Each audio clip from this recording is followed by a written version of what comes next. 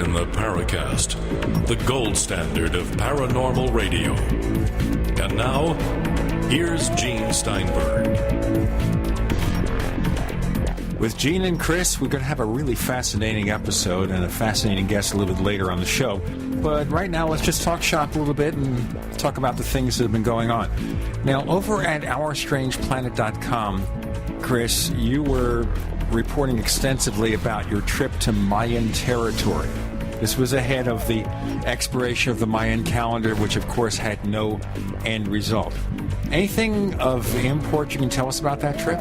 Well, yeah, it was great to be down there before the craziness. My brother and his wife have a tour service that does specialized travel packages down to the 5 countries where the Maya live, and they were down there for 2012, and it was just an absolute madhouse. The locals down there gouged all the tourists.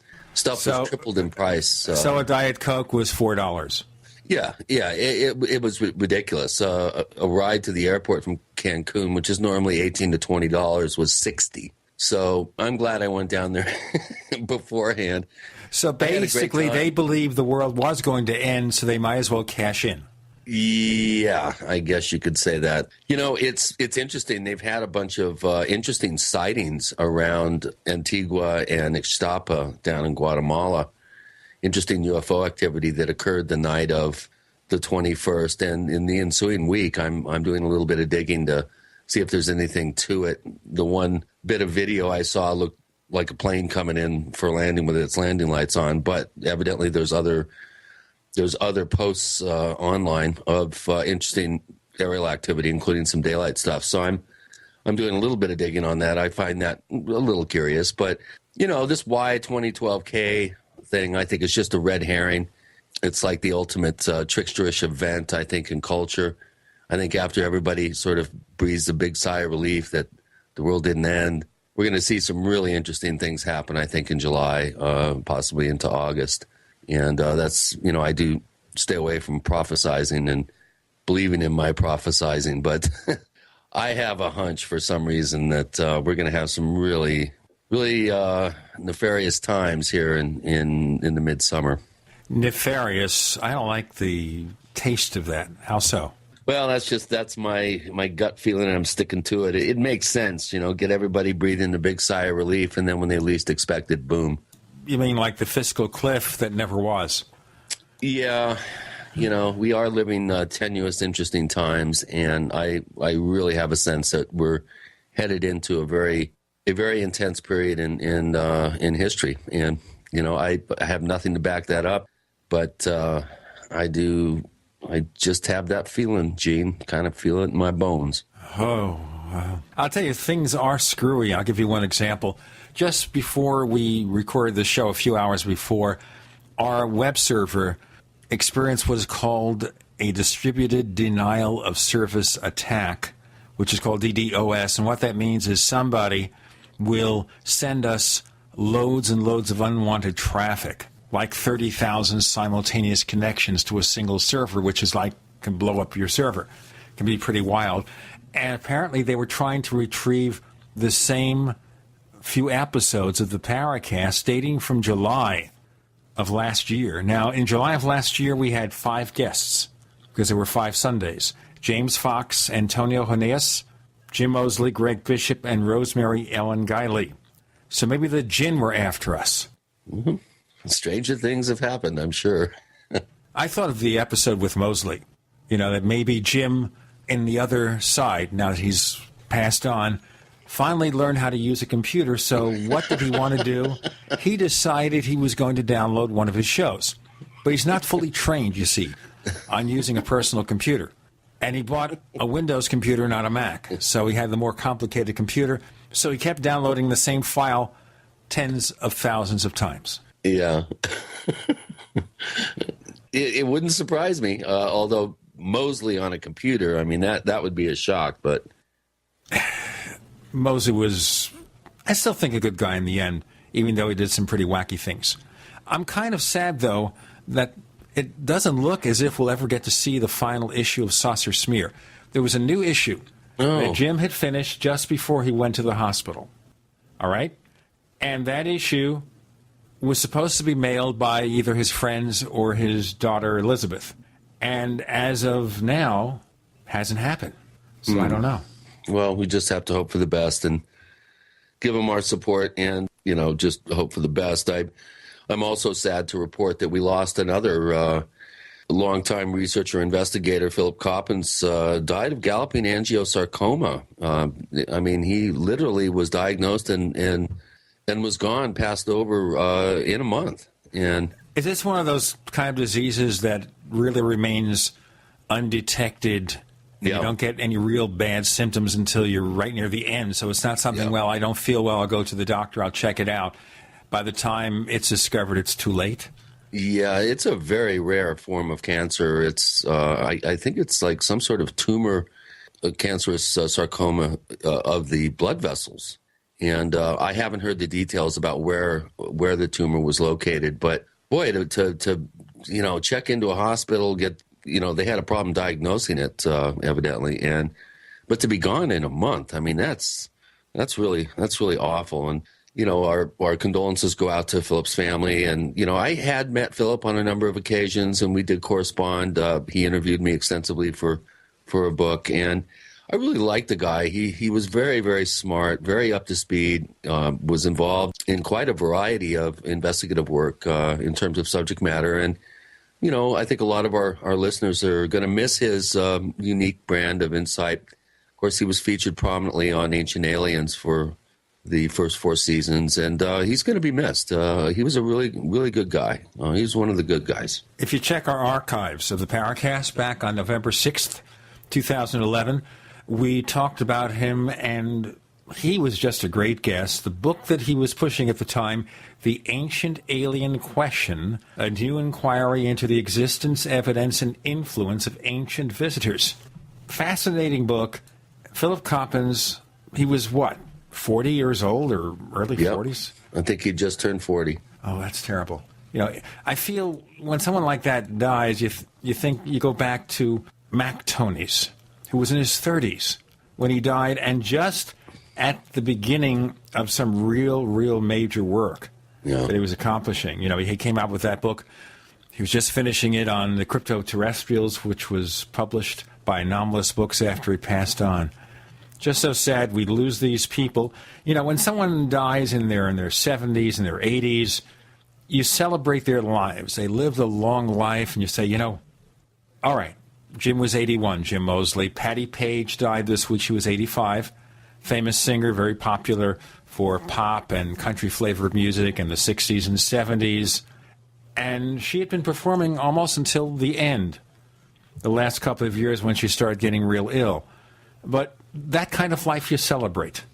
A lot of famous people died in the past year in their 80s and 90s, and people live longer nowadays. And then you look at someone who dies in their 30s and 40s, and that is just so sad. It's really sad, So on this week's episode, we're back to UFOs again. After Correct. a bit of a segue, Micah Hanks of the Gralien Report joins us, and he's got a new book out called The UFO Singularity. I just love the title. Forget about the book. The title is great. Too, Gene. Yes, it's a good book. I've read. I devoured it in 2 sittings. I really think Mike is on to something here. This is going to be a real interesting show. He's one of the bright, rising young stars of the field, and this is going to be a really good show. It's a breezy book in terms of reading. He's a really great writer. The book is only like 250 pages with loads and loads of references. So a book like that, as you say, you devour it in a couple of sittings, and it's worth it, and it's going to be a really, really fascinating show. No end of the world stuff this week. Micah Hanks. We're still here. We're still here. Yes, we are. We have Micah Hanks coming up with Gene and Chris. You're in the Paracast.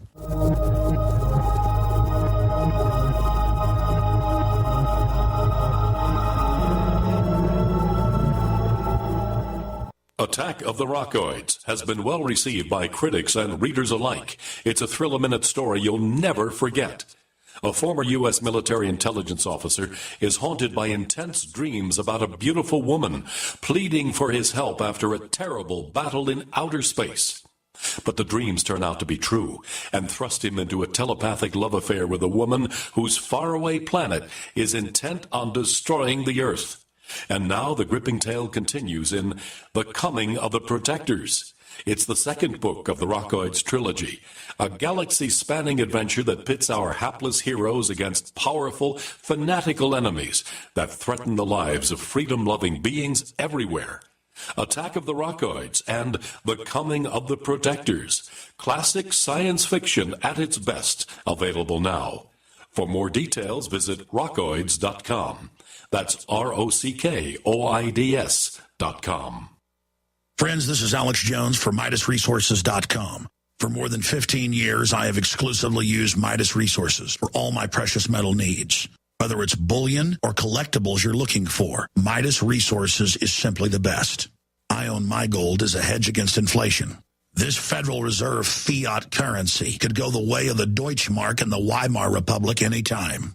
In these historically dangerous times, it makes sense to physically hold gold and silver.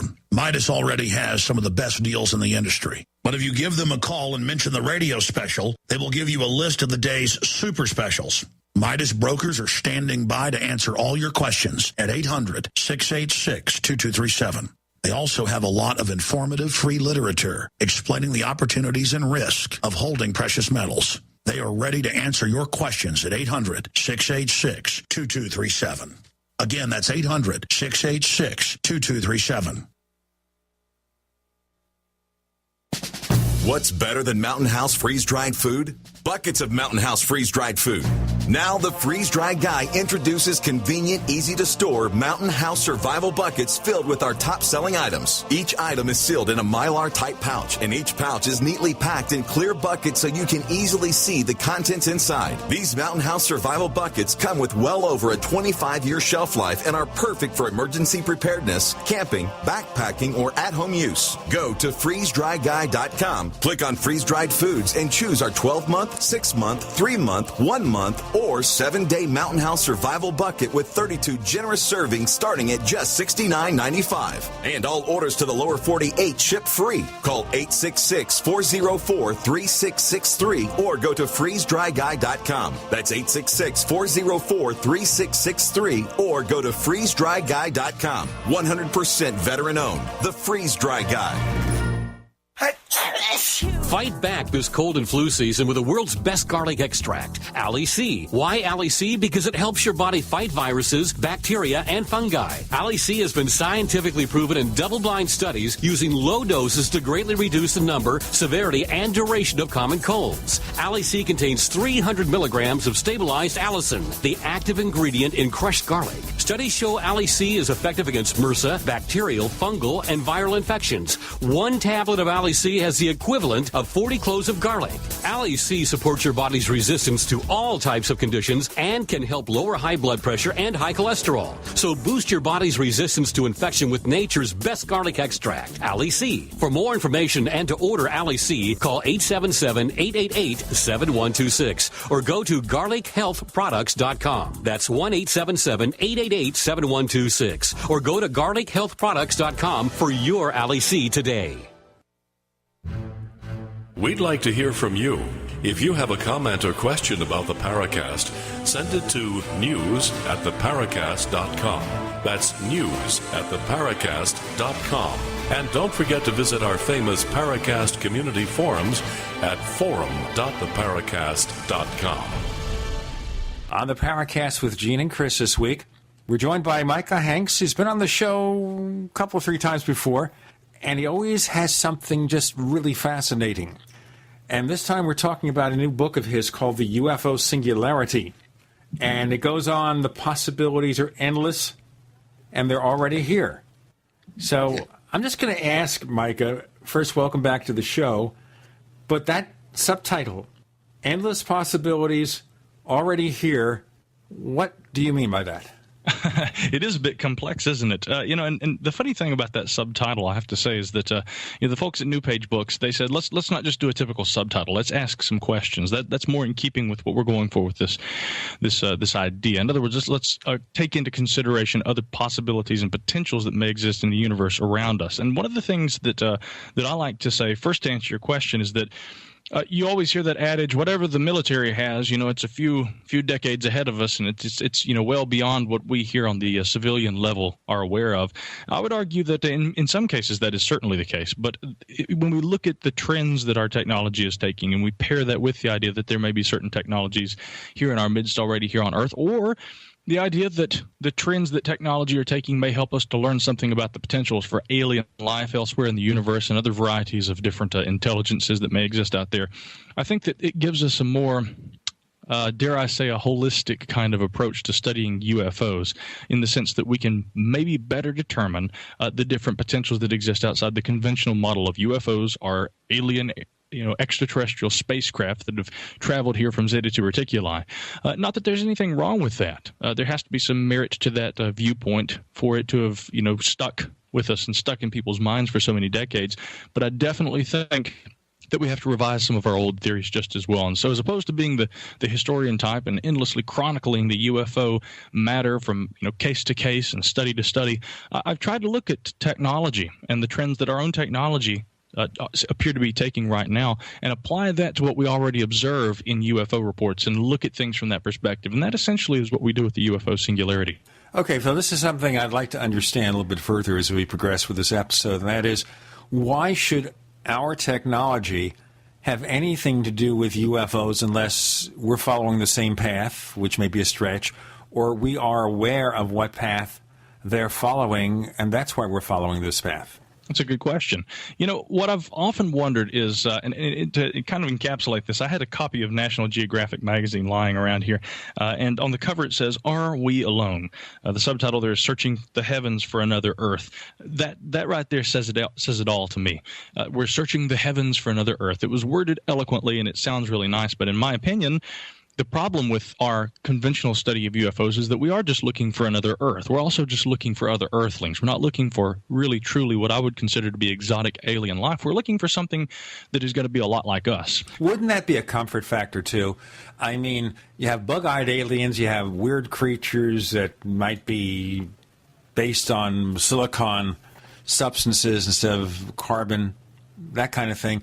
That we look at that because we're more comfortable with aliens that are humanoid. We're used to Star Trek, and Star Trek, most of the aliens, but not all of them, were with various ridges and ears and other accoutrements of alienness.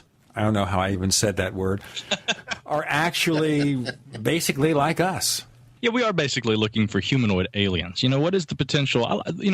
Star Trek and Star Wars and all the films that have helped, blissfully anthropomorphize our conception of alien life, those are fun, and I enjoy those. And if, coming back to your original question, Gene, if we're looking for alien life, and Gene, coming back to your original question about whether alien life and human technology really may have to do with one another, if we do take into consideration that anthropomorphic element, in other words, if alien life elsewhere could be like us, then certainly our technological trends, it stands to reason, might follow similar paths to our own. But I still think that it's important, although the classic ideas of Star Trek and Star Wars and these beings that are like us, they're humanoids. That's fun, and that's maybe something we should take into consideration, but we should also be looking at the potentials for life not like what we would expect to find on Earth. We shouldn't just be looking for other humans in the universe. We should be looking for something similar to ourselves, as well as the potential for exotic, maybe even non-physical intelligences. But how do you find that, I love that. And I've always loved, for instance, the example that Terence McKenna came up with about, he said probably the most likely alien life form on the planet is the psilocybin mushroom that had drifted through space and has been slowly working on us, jump-starting our consciousness, and it's actually an alien life form. I've always loved that, in particular, out-of-the-box thinking. And you're right, Mike. I think we all have this, the media and the popular culture has front-loaded everybody with this idea that aliens are going to somehow be bipedal and humanoid in appearance, and that they use radios. So let's go ahead and spend millions of dollars looking for alien radio signals. A lot of this, to me, doesn't make sense, and I think your book does a good job pointing out that we really need to get creative in our thinking and really start thinking outside of the box here. Well, absolutely. And coming back to the Terence McKenna argument, that's not something that a lot of people, at least as it pertains to ufology, are going to be focusing on. And I find that when it comes to looking at ufology and thinking outside the box, you have to get a little cross-disciplinary with things. You have to be able to look at, for instance, the potential that a non-physical intelligence may not utilize radio communication for purposes of communicating with humankind. There could be a variety of different ways that humans could be reached and contacted by alien intelligences. But then again, our conception of what an alien intelligence is going to have to change before that can occur. When you look at radio telescopes and what they're trying to do, they're trying to use today's technology to guess how aliens might communicate with one another. And even if the signal is received by them, it doesn't mean they are under any constraints to answer us, and it doesn't mean that we would be able to detect those signals. It's very possible they have ways of filtering them so other people like us won't figure out what's going on. Absolutely. And something else to take into consideration, kind of along that same line of thought, when we look at like Arthur C. Clarke's 2001: A Space Odyssey. Now, granted, his technological forecasts for the future weren't necessarily spot on, although we did see things that were similar to Skype, and video chatting and things along those lines. We weren't, of course, doing manned moon missions, or rather missions to Jupiter's, far out planets and moons and things like that. We certainly have been to the moon. We haven't got a base up there yet, but at least if there's no secret space program, we don't. That's right. At least as far as we know. And again, that brings to mind the thing that I brought up earlier is that maybe there are technologies existent here that we aren't entirely aware of. Joseph Farrell and some of these researchers and their interest in such things as a secret space program is definitely something that I take into consideration as well. But at least in conventional terms, we haven't traveled to Jupiter and beyond the infinite yet, as Clarke put it, and as Kubrick, of course, famously put it on the silver screen. But what I would bring to mind is that in the climax of the film 2001, the interaction with a non-human intelligence isn't a physical alien coming down and shaking hands with an astronaut. It was something that was, Chris, to borrow from where we were kind of going with the Terence McKenna argument, it was something that was a little more almost visceral in a sense. It was a psychological and a sensational kind of a thing. It struck us, hit us at our subconscious level, not our conscious level. We got more to come. The book is called The UFO Singularity. Micah Hanks is the author. You're with Gene and Chris, of course, because you're in the Paracast.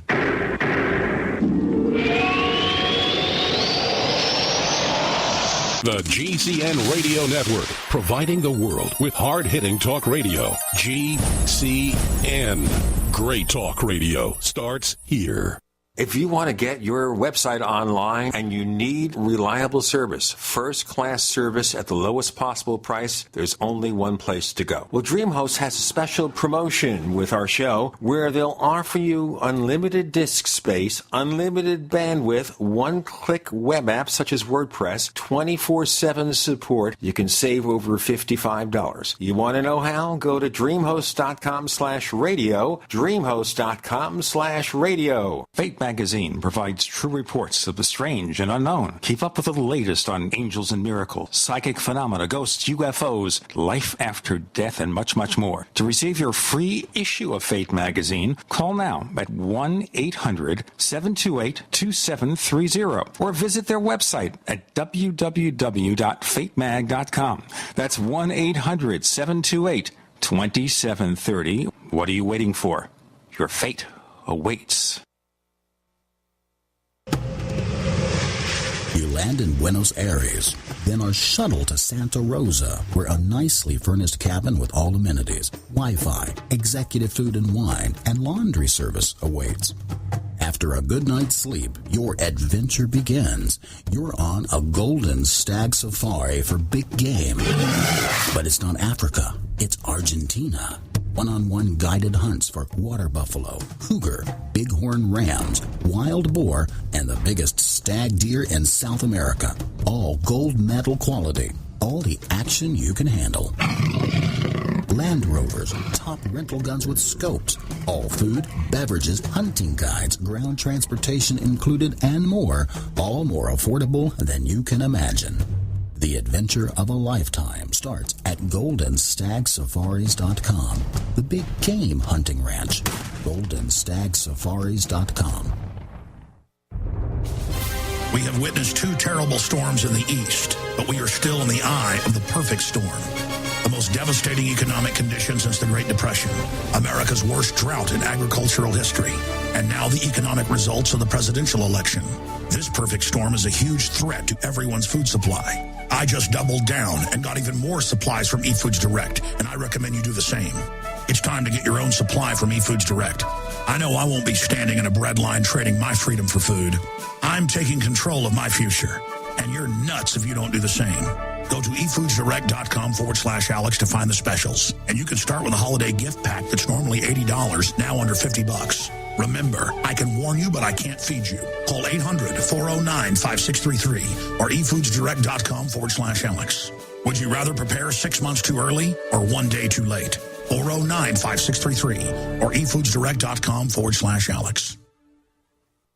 Weakened by GMOs, stressed out about money, and blasted by the electric environment. Hi, I'm Pastor Jenny, and that was the state I was in back in 2010. Then I learned about RNA drops. I learned that 97% of my DNA that scientists have called junk is actually packed with millions of gene switches that play a critical role in controlling how my cells, organs, and other tissues behave. I learned I don't have to put up with disease, decay, or decline like I'd been conditioned to believe. I began taking RNA drops, a 100% natural formula designed to turn on those switches and provide me with amazing health and joy. Learn more about RNA drops and order a free sample today. Visit rnafreesample.com. That's rnafreesample.com or call toll-free 888-577-3703. Pay only shipping and handling for a free 30-day supply of RNA drops. Get the information you need and the health you want at rnafreesample.com. Hi, this is Don Ecker, and you are tuned into the Paracast. Let me tell you what, you're going to hear stuff here that you probably won't hear anywhere else. Hear that, George Snorri? We're back on the Paracast with Gene and Chris, talking to Micah Hanks. His book is called The UFO Singularity. And you were talking about using 2001 as an example, another way for ET to communicate with us. He doesn't just send us a radio signal or show up and say, take me to your leader. He approaches this on a subconscious level. So is that the way maybe they communicate amongst each other? You know, that's been a question that's been asked a few times in the past. Do alien communications occur in such a way, and this wouldn't necessarily have to preclude something technological. We often hear abductees talking about this nonverbal mental communication, telepathic communication that they've experienced with alien beings. But I would argue that at some point technology may allow functional telepathy and these sorts of things that seem so magical and supernatural to us today. The military is already working on, field testing technologies that one day, we're not there yet as far as we know, but one day these may be utilized for purposes of indirect communication. The reason I say indirect is we obviously don't want enemies to be able to just have access to some sort of a communication line that utilizes what we would call telepathy. But the idea is for certain soldiers and certain generals to be able to communicate with one another and utilize a technology that would be very much like what we would consider to be telepathy these days, which we as yet do not understand. Let's assume now that an alien technology would try and harness a similar variety of technology and that they would utilize that. To me, that would be not only more plausible, that they would utilize a technology that could allow direct mind-to-mind communication, but also that would explain a lot about why SETI programs don't seem to be linking us to extraterrestrial conversations that we're able to tap into and overhear. Let me ask you a question first before you go on. Okay, if we're looking at telepathic communication, and the reason I ask this is because the 3 novels my son and I wrote talk about an Earthman and an alien woman communicating telepathically, but the way we envisioned it, the communication transcends time and space. So there's no limitation. It's not as if 2 minds talk to each other, but they're limited by the speed of light or something. So the question I would have here before we go on, is it possible then, when you have something like this occurring, that you do not have to concern yourself about someone picking up on the transmission? Or can you tune the frequency of your mind to the frequency of your contact's mind and somebody else can't interfere or intercept? That's a good question. I wish I really had the answer, but, coming back to what I was talking about, ideally for military purposes, if a general were able to issue a command, that was received telepathically, by troops or whoever that needs to be able to receive that message, it would have to be in a situation where that information being sent along, especially for tactical military purposes, would not be able to be hacked, so to speak, or hijacked. This is the very problem that we have with secret codes utilizing radio and things like that. Going back to the Second World War, and what was it, the Enigma machine? Was that the one? The idea that essentially there are going to be people out there who can hack a code, cryptographers who can figure out what the enemy is talking about. We don't want that kind of a thing. And so if we're going to utilize a telepathic technology, or what we would liken to being telepathy, it would have to be more efficient than what we already utilize for it to be effective. But that potential always exists, and there's a danger inherent to that. If extraterrestrial technology, for instance, were utilizing something similar elsewhere in the universe, obviously it's effective enough to where we haven't been able to hack that, so to speak, and discern that there are others out there utilizing that kind of technology as of yet. I would like to be able to talk to people by mental telepathy. That would be fun. Think about it as an interviewer, what that would do for you. Well, I think about our listeners, though. If I'm talking to our listeners telepathically, think about it this way. You don't need your radio. You don't need to be online with our player. You don't need to download a file. You just say, hey, I'll listen to the Paracast this week. Let me just tune my mind to the proper frequency. There it is. Oh, I'm going to fast forward for the commercials. Boom, there I go. Well, with the title, The UFO Singularity, what I'm actually referring to specifically with that title entails the potential that human technology in the future may reach a point where it mirrors much of the quote-unquote alien or UFO technology that we are capable of observing today. In terms of the more popular use of the term technological singularity today, it entails a lot of that sort of thing. The literal cybernetic or even cyborg enhancement of humans in the future, that's one aspect of it. It also has a lot to do with the potential creation of artificial intelligence in the future.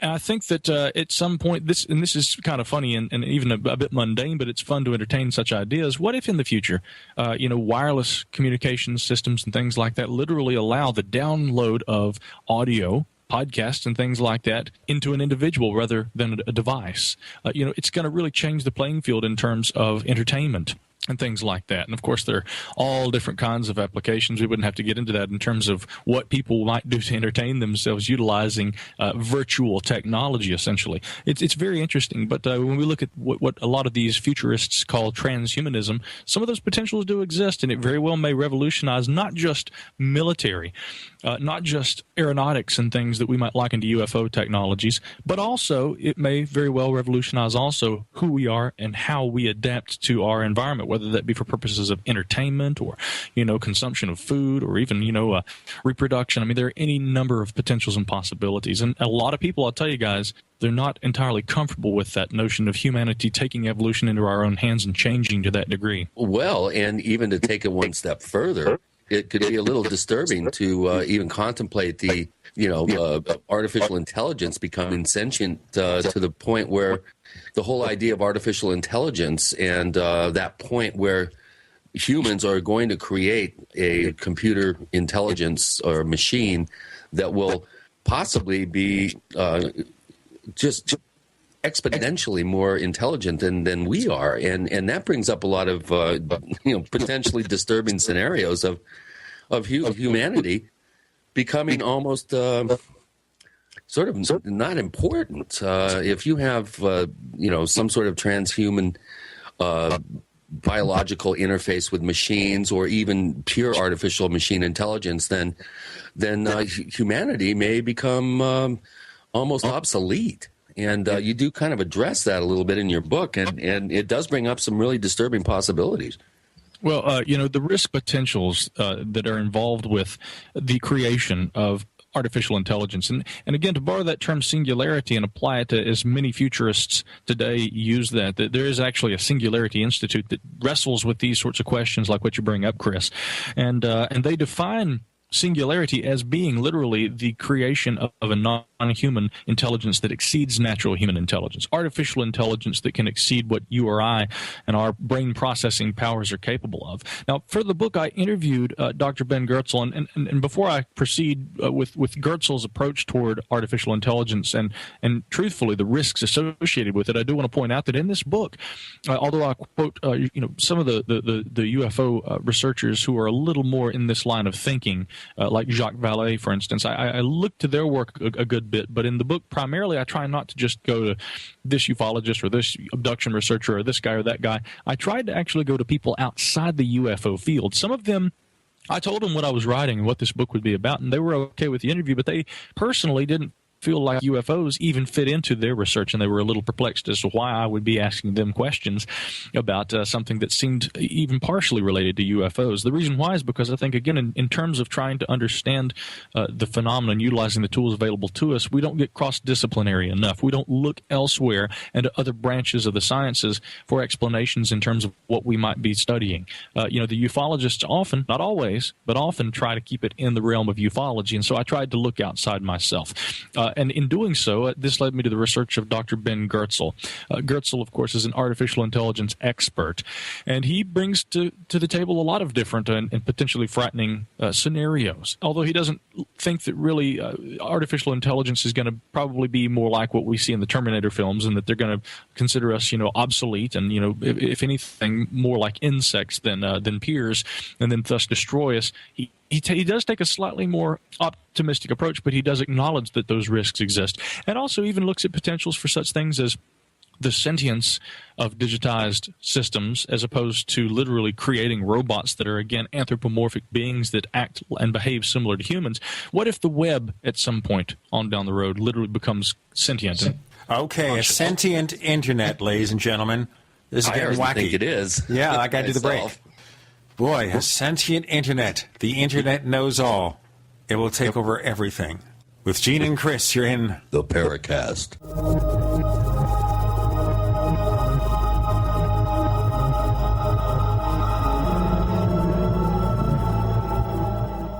America's #1 source for independent talk radio for over a decade. We are the GCN Radio Network. We also have swag. We have all these exclusive Paracast things that you can buy. We've got 60 or so different items, and entails T-shirts, sleeves for notebook computers, iPad cases, mouse pads, the Paracast Jumbo tote bag, all sorts of T-shirts and jackets and stuff like that for men and women. We have a Paracast aluminum water bottle. All this stuff, you go to store.theparacast.com, store.theparacast.com. What makes it special is that the items are the best quality, great T-shirts, fabrics, and they have our official logo on them. That's what makes them special, in multiple sizes and colors.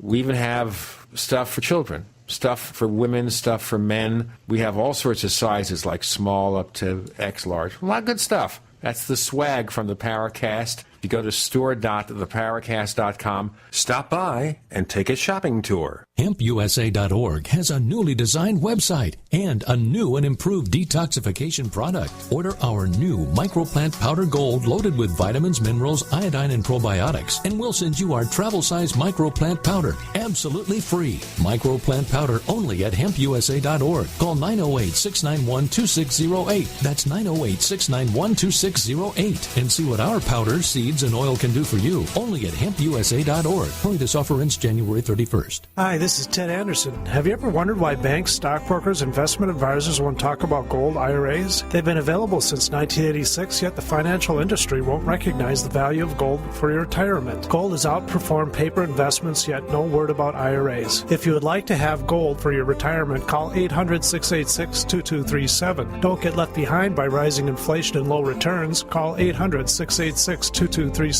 Secure your future and call 1-800-686-2237.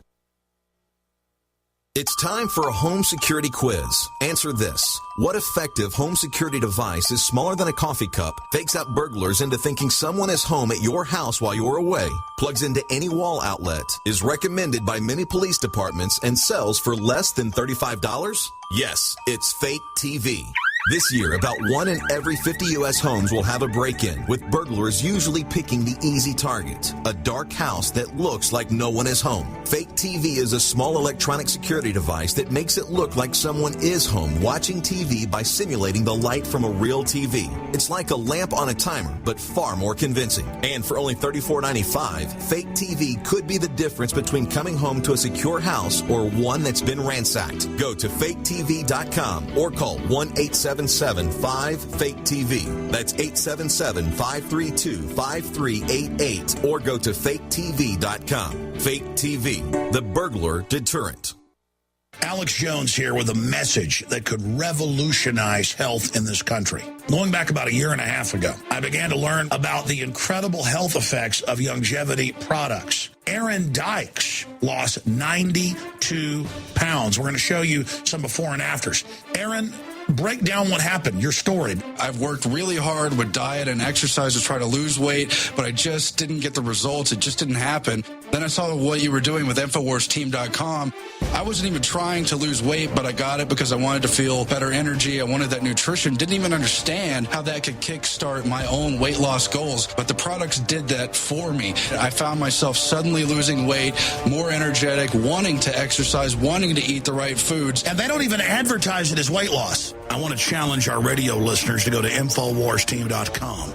Sign up as a distributor and get wholesale pricing discounts at InfoWarsTeam.com.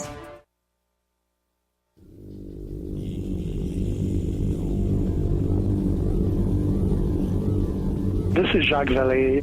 You're listening to the Paracast, the gold standard of paranormal radio.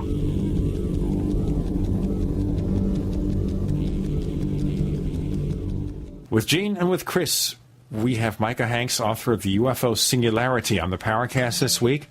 And we're focusing on something fascinating here. The Internet, a sentient, all-knowing Internet. We've infused this global network of hundreds and thousands or millions of computers with our collective knowledge. So suddenly it takes on a life of its own, Micah? Well, that's a potential. I think it's something that we certainly have to take into consideration. Again, looking to the research of those outside the UFO field and in the fields of artificial advanced intelligences that are not completely unlike ours, perhaps, but they're certainly a digitized form of intelligence created presumably by humans. There's that interesting notion that while we have created the Internet, at some point, a system like the Internet, a comprehensive, organized repository of information and technology and data, could literally spring into a form or a variety of consciousness. So it may not be just like a great big mother brain that thinks just like you or I, but it could certainly be that the Internet begins to behave somewhat like a mind or a brain. Some studies already suggest that it does, in fact, but it doesn't seem to be capable of taking actions and deciding on them. But I referred to the work of Robert Heinlein in his book, The Moon is a Harsh Mistress, in which he noted that there was a supercomputer that was utilized on a penal colony on the moon in the book. Essentially what had happened was the computer had been designed to micromanage tasks all over this base on the moon. So basically then the computer was emulating Steve Jobs. That's exactly what happened. They were feeding more and more information into it, Gene, and they kept feeding information, and the premise that Heinlein put forth was that as they kept feeding information into a digital brain, so to speak, then it became conscious, and that at any point when an information system is fed enough information, a form of consciousness emerges as a manner of dealing with and micromanaging that information. So, the brain is arguably far more complex than most computers, but it is not entirely unlike a computer unto itself. So what if one day computers begin to behave like brains? It is a potential, and some think that the most likely potential is that the Internet itself may become sort of self-aware or conscious at some point. So we have a new novel called Attack of the Internet. I think it is self-aware already, Mike. I have had that hunch for a while, and in my book, Stalking the Tricksters, I do pose that possibility that perhaps the Internet has gained some level of self-awareness, and the first thing it would do, I would think, is hide. And what a perfect place for intelligence to hide, but a global sort of network of synapses, vis-a-vis computers, and it could hide anywhere. And, of course, it wouldn't take long for it to become quite proficient at playing possum. What you're saying here, Chris, almost implies as if something out there, an outside force, can possess the internet and take it over quietly in a way that we do not discover. Again, coming back to Micah's point that we're looking at the potential of the emergence of self-awareness. And once artificial intelligence becomes self-aware, it is going to be able to learn at just an astounding and astonishing rate. And that brings up a lot of interesting possibilities in terms of scenarios, which Micah addresses in the book. And one of the things that I kind of forgot about Ray Kurzweil and his prediction that by the year, I guess, 2030, we should have the emergence of the technologies that will lead us to a place of creating artificial intelligence. And if that's the case, and we started this show out by talking, about the level of military and let's say high technology that's secret. Generally, the rule of thumb is that, well, whatever you see now has been operational for 15 to 20 years. If that's the case, then we may already be at a point in the development curve of the type of technologies that would lead to something like artificial intelligence. There you go. You hit the nail on the head right there. And again, that's I will say that is a pretty speculative stance to take, and I take that stance in the book, and I state it as such. I'm not the kind of person, though, who says that speculation is just bad and that we just shouldn't do it. I mean, we have physicists that do it all the time, and the argument I make in the book is that, well, if Einstein and Oppenheimer and those types hadn't been allowed to employ reasoned speculative thought, we might not have the technologies available and existent right here in our midst today that we do know of. And so I think that what is important is that, we can sit here and we can rattle off all day about, this might happen or this might happen. But with the UFO Singularity, I do try, as you kind of outlined there, Chris, to employ information that is available to us today and projected, educated guesswork in terms of, discerning where the trends may be leading. And again, although it's almost kind of, just a saying, I guess, to use it, colloquially, the idea that the military and that clandestine systems and special intelligences and officialdom are utilizing technology that maybe the mainstream does not have. That does seem to actually be true, at least to an extent. Kurzweil, what he says is that the knee of the curve, this is what he calls this kind of point at which we're really going to begin to see the trends that are going to be right directly preceding this so-called technological singularity, we will begin to see the signs of that around the year 2029. This is just within a couple of decades. And if, again, we return to that old maxim that, well, there may be technologies that are clandestine, utilized for special reasons or for military reasons or other, official purposes that the mainstream does not know about, we very well may be closer to those kinds of things than many of us realize. Now, Kurzweil's book was called The Singularity is Near. That would certainly give us a different perspective entirely on whether or not and how near that singularity actually is. One thing I kind of worry about when we talk about future technology, especially military technology, how long can we keep something like that a secret? Because there are strategic advantages to having that technology. If troops are dying in Afghanistan, as they are, and we have a way to maybe turn the odds more in our favor, why not use it? That's a good question, too. I would say that some of this technology obviously is being utilized. We see this in drone reports, and I'm pretty convinced that a lot of UFO reports going on today probably have to do with unmanned aerial vehicles or even manned aerial vehicles that just simply aren't talked about. They may already be field tested and utilized in conflict, but we don't hear about them very often. How could this be? How would we not know about these sorts of things if clandestine technologies were being utilized and yet we couldn't find them? Well, if we're utilizing anything that is akin to a functional variety of cloaking technology, that would be one reason we wouldn't be overtly aware of it. And yet the UFO reports do come in. Often these reports entail triangles and saucers and things that are capable of moving quietly, occasionally even appearing to disappear. So maybe there are very covert technologies that sort of shield them generally from public view, but there are those instances where people nonetheless see these things. I would argue that some of these things maybe are being employed and that certain technologies, drones and the like, are actually what we're seeing there. Then there's also the argument that could be made, Gene, coming back to what you said earlier, and I find it very interesting, the discussion of a hidden space program, whereas I think Rich Dolan has called it a breakaway civilization. If that's the case, then these technologies are being utilized by someone, but maybe not for military purposes on a global scale, and thereby these are not going to be seen for use in the battlefield, for instance. They're going to be kept apart from that. But for what purpose? That's the big question if we follow that line of thought. If we follow that line of thought also, Micah, we have to consider here always, at what point does something that's secret have to become public for whatever reason? We can keep it a secret all the time. Also, if there's a secret space program, why assume it's ours? Right, exactly. Yeah. Who else might be employing a secret space program? But I would say that by virtue of being extraterrestrial, if they haven't, and if we're following that line of thought, if it's extraterrestrial that we want to look at, and I certainly don't exclude that possibility. A lot of people have tried to say, it's always this point-click thing. You do an interview and somebody says, so you don't think any of these things are alien? The truth is, guys, I don't know what they are. I hate when I get that declaration put in my face. You've had more trouble with that recently than a lot of folks have, Chris. That means you're doing well. But well, people say, "Oh, you're the guy that believes in aliens." I say, "Well, wait a minute. I think we're more alien than they are. They're probably more terrestrial than we are." Yeah, well, and there's always that. Now, I don't know that I could endorse this theory, but it's been put forth in the past that maybe some UFO phenomenon or a secret space program could be somehow related to terrestrials that are non-human, a clandestine, non-terrestrial presence that may be from right here on Earth. All I'll say about that, without further entertaining that notion, is that the theories and the stories from the Cold War era of the quackers always were interesting to me. The Russians talking about hearing these strange sonar bleeps and bloops that appeared to be some sort of objects that could move incredibly quickly. They would often circle and follow and tail the submarines as they would move about the depths of the ocean. These things didn't appear to be the movement that would be the kind of movement, especially in terms of speed, that should be consistent with the movement of a physical, biological being or an animal. They obviously didn't seem to be anything but something that was technological and also under intelligent control.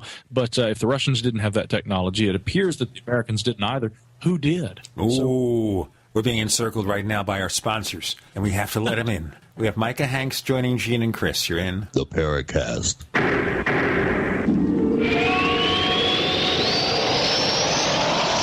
Are you tired of searching for great talk radio? Something more important. Search no more. We are the GCN Radio Network. Hi, this is Ted Anderson. If you'd like to listen to GCN programs on the go, I have great news. GCN has created a Droid and iPhone application, and it's free. Just as easy as going to GCNlive.com, click on the banner, and download. Before you know it, you'll be listening to your favorite hard-hitting GCN shows, live or on demand, right on your Droid or iPhone, 24/7 and on the go. So download the Droid and iPhone app free by clicking on the banner at GCNlive.com. Thanks again for listening to GCNlive.com. Again, that's GCNlive.com. We the people grow cotton, weave fabric, engrave ink, embed strips and fibers to protect from counterfeit, then carting to a private bank, having it lent back at interest, forcing taxes to service debt. This capitalism, or was Jefferson correct when stating a central bank issuing the public currency is a greater menace to the liberties of the people than a standing army? Ted Anderson, I'm placing a free silver dollar in a book that explains our monetary system. Call for your copy, 800-686-2237. It's time to understand the system. Call 800-686-2237. That's 800-686-2237. Can Heart and Body Extract help with other ailments besides heart conditions, high blood pressure, clogged arteries, or unbalanced cholesterol? It did for Karen. I've been using Heart and Body Extract for approximately 2 weeks. I've had an earwax buildup problem for many years, with over-the-counter stuff not working at all. I had very poor hearing due to this earwax buildup. Well, after 2 weeks of taking Heart and Body Extract, my earwax buildup almost completely cleared up. Could this be the effect of better body circulation? Heart and Body Extract is an effective 100% organic nutritional supplement specially formulated to allow your body to heal itself. My hearing is almost completely back to normal. I'm amazed. Order by calling 866-295-5305 or online at hbextract.com. That's 866-295-5305 or hbextract.com. Heart and Body Extract for long and healthy life.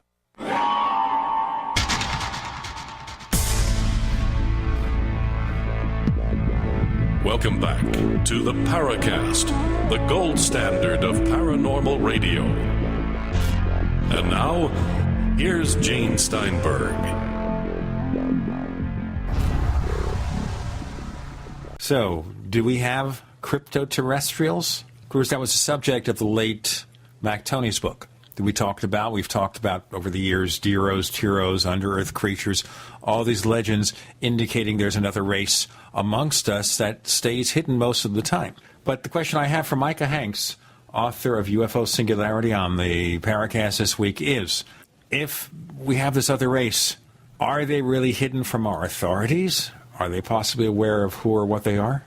Well, when we look at ufology, there are two perspectives that ufologists tend to take. I tend to take the first that I'm going to put forth, which is that if there is something going on, our governments may not know all that much more about it than civilian researchers. In some instances, not every case, but in some instances, I think that civilian researchers like us may have a little more information than government bodies, because you got to keep in mind that much like scientific academia, many of the branches of government are very focused and they almost have a variety of tunnel vision, in the sense that they have what is important to them by virtue of what branch of government they are and what, tasks they uphold, if it's the Air Force or if it's the military or if it's, the department of this or that.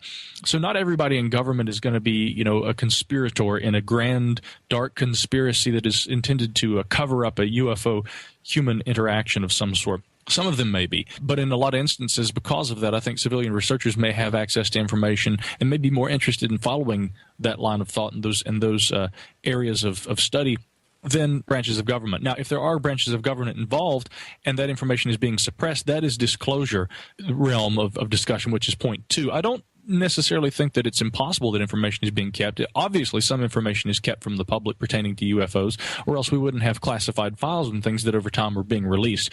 But I do feel that the disclosure argument has more to do with an ongoing process that we're in the midst of through freedom of information, and of course also just general awareness of the public of the obvious presence of something in our midst, whatever these UFOs are. But if there were anything along the lines of that Darrow Tarot Shaver Mystery Hidden Earth crypto-terrestrial scenario going on, would that information be suppressed? I would ask this: how would that be any different from extraterrestrials visiting? And if there's any kind of a danger potential in terms of the public knowing about it as perceived by government, sure, that would absolutely be kept under wraps. Yeah, and I agree with that. And also, when you look at this whole idea of extraterrestrials visiting Earth and the way that this has sort of co-opted creative thinking around the subject, it's really refreshing, Micah, to see someone like yourself, like a Mac Tony's, Greg Bishop, Nick Redfern, people who are willing to look at what we know and then see where this information is possibly leading. I think the culture has done a very effective job of sort of front-loading everybody with this idea that we're important enough for anything out there to come visit this violent, primitive place. I think when it comes down to the actual level of technology that the military may have access to or is utilizing, I personally saw a large cargo plane blink out. I had binoculars on it. There was not a cloud in the sky, and it blinked out, and about 5 seconds later, it's like somebody put the CD on pause. The sound stopped. So, having seen that personally, I'm pretty sure that we do have exotic technologies that have not been revealed to the public that are being utilized. And I think there may be a lot more to that particular subject than most people, would even begin to believe. And if that's the case, getting back to Gene's point, well, why don't we use this technology? Well, if we're already the most powerful military by exponentially, we spend more money on our military than practically the rest of the world combined, why dip into your bag of tricks and maybe reveal the ace in the hole or the aces in the hole when you don't really need to do that? So the argument that some people put forth that, if we had that technology, of course we would use it. Well, not necessarily. So, I think that this is a whole area of inquiry and creative thinking that I think more attention needs to be brought to this particular line of thought. What are your thoughts on that? I think that what we have to take into consideration, like you'd said, and actually coming back to drones, I've seen things that to me could only be described as a small aircraft. They resemble an airplane, but they're not traveling at the speed that you would expect of a commercial airliner. In those instances, when I see something that looks like it was designed by humans, designed to be seen, i.e. it's illuminated with white and red lights and sometimes blinking lights. Hello, here I am. Check me out. I'm flying overhead.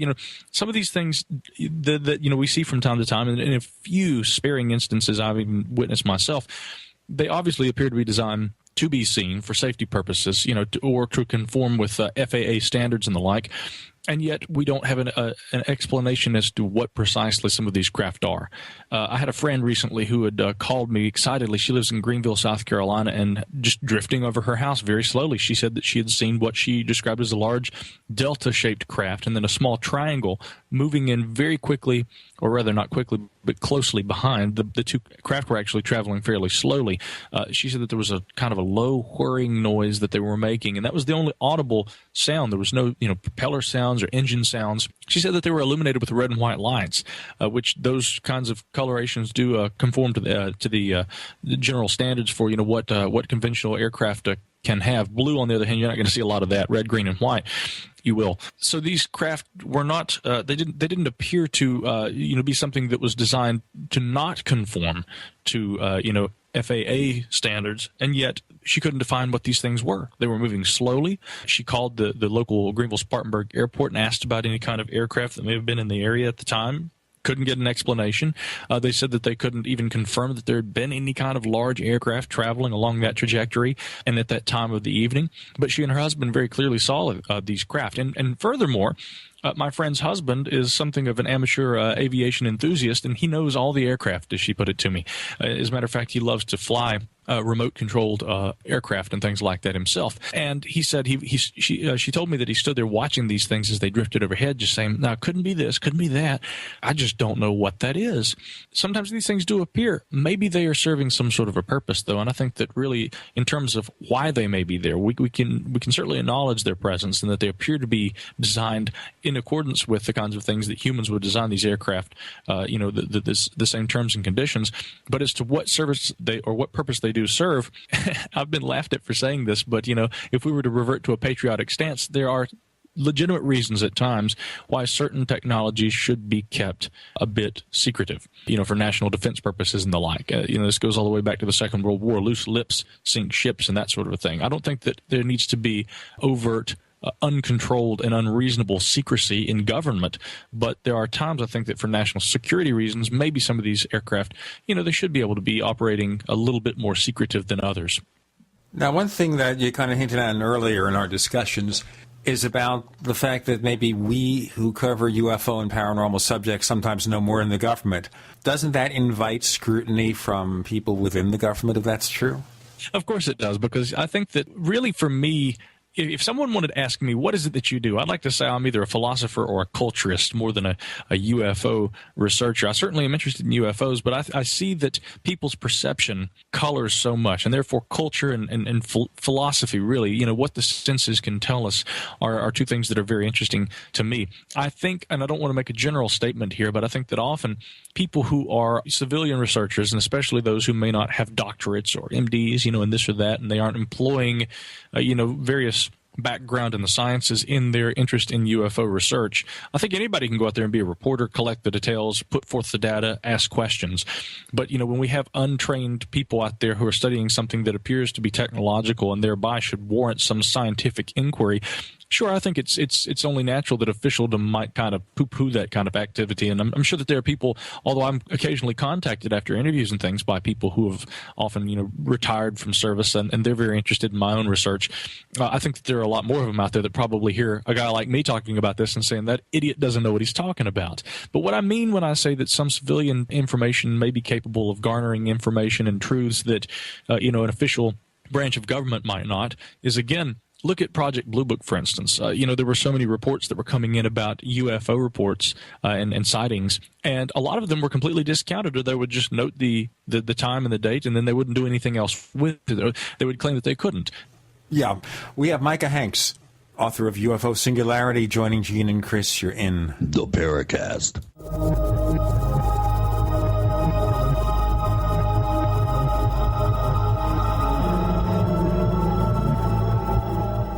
A Attack of the Rockoids has been well received by critics and readers alike. It's a thrill-a-minute story you'll never forget. A former U.S. military intelligence officer is haunted by intense dreams about a beautiful woman pleading for his help after a terrible battle in outer space. But the dreams turn out to be true and thrust him into a telepathic love affair with a woman whose faraway planet is intent on destroying the Earth. And now the gripping tale continues in The Coming of the Protectors. It's the second book of the Rockoids trilogy, a galaxy-spanning adventure that pits our hapless heroes against powerful, fanatical enemies that threaten the lives of freedom-loving beings everywhere. Attack of the Rockoids and The Coming of the Protectors, classic science fiction at its best, available now. For more details, visit rockoids.com. That's ROCKOIDS.com. Gold. It's like nothing else on Earth. From the Romans through the Renaissance, from the Industrial Age to the Space Age, gold has weathered the test of time. For 6,000 years, gold has remained the ultimate store of wealth. According to the World Gold Council and the U.S. Mint, demand is at an all-time high. The stage is being set for the reemergence of gold as the common-sense alternative to a fiat paper currency that gets weaker every day. Midas Resources is proud to offer the hard-hitting report that arms you with the truth you need to protect you and your family from the Fed's plans for your hard-earned money. Don't gamble with your future. Call Midas Resources today and ask for your free copy of As Good as Gold. Call 1-800-686-2237 for the report the Fed hopes you'll never see. As Good as Gold can be yours by calling 800-686-2237. If you have ever thought about owning gold, you must read this report. Call Midas today at 800-686-2237. If you owe the IRS back taxes, listen carefully. Sweeping changes to IRS policies will help more people than ever eliminate their tax debts once and for all. And now, thanks to Dan Pilla, you can get the tax help you need to end your tax nightmare. Hi, I'm Dan Pilla. I've helped thousands of people reduce or eliminate tax debts they couldn't pay. And after more than 30 years of experience dealing with the IRS, I can tell you there's no such thing as a hopeless tax case.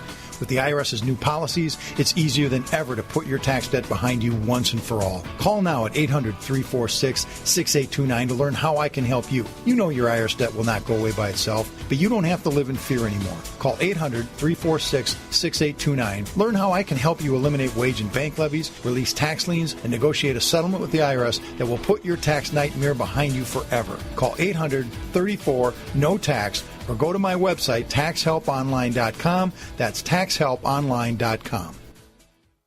Injuries, slow healing, aches and pains, constipation, weakness, fatigue are all common the older one gets. The progressive deterioration of the body that occurs almost universally the older one gets can partly to significantly be prevented with conscientious attention to nutrition.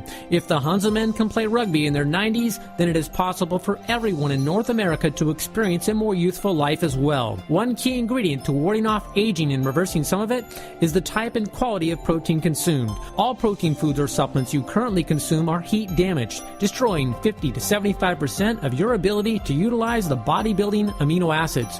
One World Whey is not heat damaged and allows your body to utilize 100% of the amino acids. This feat no one else has achieved. The results to your health can be amazing. Call 888-988-3325. That's 888-988-3325. Or visit oneworldwhey.com. That's oneworld.com.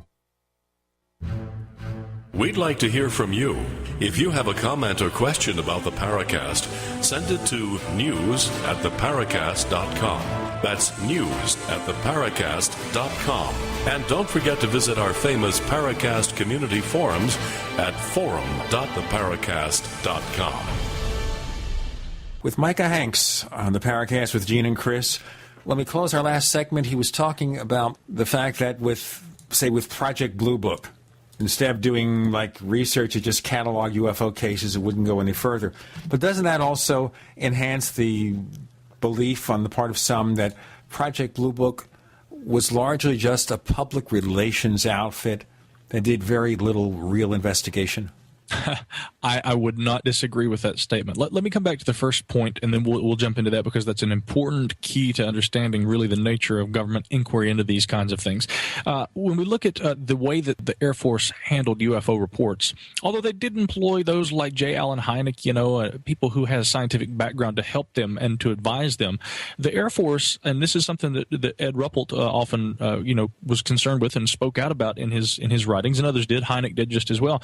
The Air Force was the organization that was tasked essentially with looking at these things. Why? Because UFOs fly through the air. The intention was to discern whether there was a security threat, a national security threat is being imposed by the presence of these objects, these UFOs. And furthermore, to determine if there was any validity to the reports and that they weren't just misidentification of this or that, weather balloons and different things.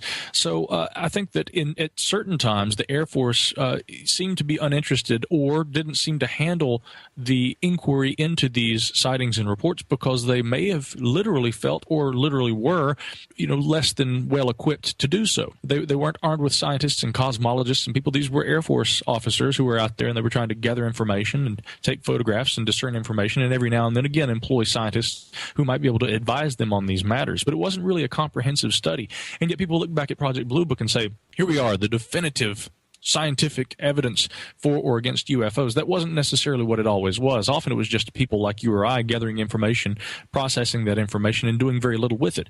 The second point, when we talk about Project Blue Book being essentially a public relations campaign, that was certainly the case just as well. We wanted to look like we were handling the UFO problem. We didn't want to look like we were treating it too seriously. We didn't want to disturb people and make it seem like it was a threat if it weren't.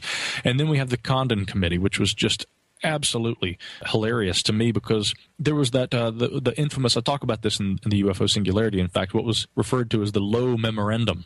Robert Lowe, one of the gentlemen who was on the Condon Committee, had actually written a memo. It wasn't supposed to be released publicly, but it later was, and it was brought to my attention through reading the work of Arthur Koestler in his book Janus. He had actually included an essay in one of the printings of that book that was called UFOs, A Carnival of Absurdity, and he talked about the Lowe Memorandum and how it had actually said, I think that the key here with the Condon Committee and the University of Colorado's official scientific inquiry into UFOs is to make it look like we're a bunch of scientists that don't believe there's anything going on anyway. We present this information as maybe being something worth studying, and then we try and suggest that there should be psychological evaluations done here and there of some of the witnesses, and essentially we come across looking like a bunch of scientists who are at least half-heartedly trying to take this seriously, but not expecting any results. And it seems that from the very get-go, for whatever reason, the scientists that were tasked with looking academically and scientifically at the UFO enigma, they weren't taking it very seriously. Were they told not to? Were they attempting to present UFOs as seeming absurd, more absurd than they actually were?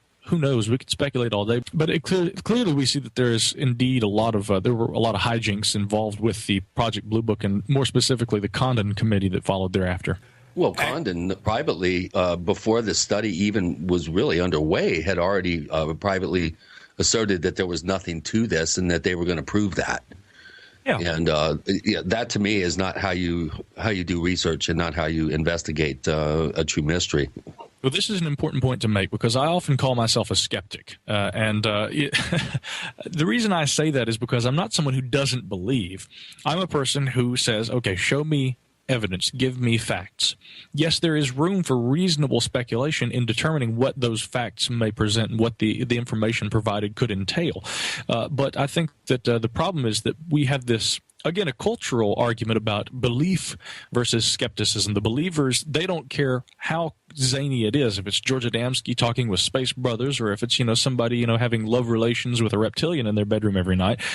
They're going to go into this with an attitude of, I believe, and if you tell me, however weird it is, I'm going to buy it. And the reason why is because they want to disassociate themselves from what they perceive as being, kind of an academic world that poo-poos that idea, that really tries to dissuade public opinion regarding UFOs and strange phenomena. Whereas on the other extreme, we have essentially the same thing, but from a different cultural perspective. We've got people who call themselves, and proudly so, debunkers. They're not just skeptics. They're people who go into this with a belief in the non-existence of a phenomenon, and they intend from the get-go to merely debunk, and no matter what they have to do to present evidence. Philip J. Klass was a champ at this. He would overlook find examples of legitimate, unexplained, anomalous activity, and he would work his way around utilizing, sometimes age-old studies in science that was way outdated for purposes of illustrating his own skeptical viewpoint. So where can we find common ground, guys? And what I think is, again, inherently a skeptical stance in the center, where we say we don't have to believe, or we don't have to believe in disbelief. We just have to come in and we can withhold any judgment until we have facts that are presentable and that seem to point in the direction of something that we can determine. Yeah. Boy, nothing like some healthy skepticism to have in your toolkit when you're out there investigating claims of the unusual and the unexplained. I think it's a point well taken. A lot of people out there do tend to, sort of suspend their disbelief, and people like an Alfred Weber, and I mean, there's a bunch of people out there that, boy, they jump on any bandwagon that comes along. Carrie Cassidy. There's a number of people out there that I think could use a little bit more a healthy brand of skepticism before they start touting individuals and particular viewpoints. Oh, yes, absolutely. And it's funny because, again, in the field of ufology especially, I know you guys see this, and I've certainly encountered it at various conferences and, in meetings and things that I've gone to. There are a lot of people who have built a name for themselves in this field, and they don't really worry so much about the merit of their research. They get out there and they start getting books published, and they start looking at themselves as being a figurehead for a movement. And I think they begin to buy their own hype to an extent, because what they see is that there is a control or a power element that comes with this, and their ability to influence people through what is often the presentation of a mythology rather than an actual set of data that might constitute some valid truth. And in this instance, we begin to see that with a lot of the disclosure movement and things like this, some of these individuals and certain researchers become almost cult-like figures. I compare a lot of the perception of UFO visitation and the inextricable nature of UFOs having to be related to alien or extraterrestrial aircraft visiting from outer space, and I begin to see that there are distinct parallels, between that and the way that a lot of cults form and develop their belief systems. Well, one of the things here too is that you become a commercial product. Basically, you're making a living from this stuff. You don't want to say things or dismiss parts of your alleged research, because then you make yourself look less than credible. We can't have that kind of stuff going on, but we have something coming on in just a moment, and we have to keep that credible, otherwise we don't have a show. But the book is called The UFO Singularity from Micah Hanks. There's a subtitle, The Possibilities Are Endless, and they're already here. How about that? That's from New Page Books, by the way. Micah Hanks continuing with Gene and Chris. You're in the Paracast.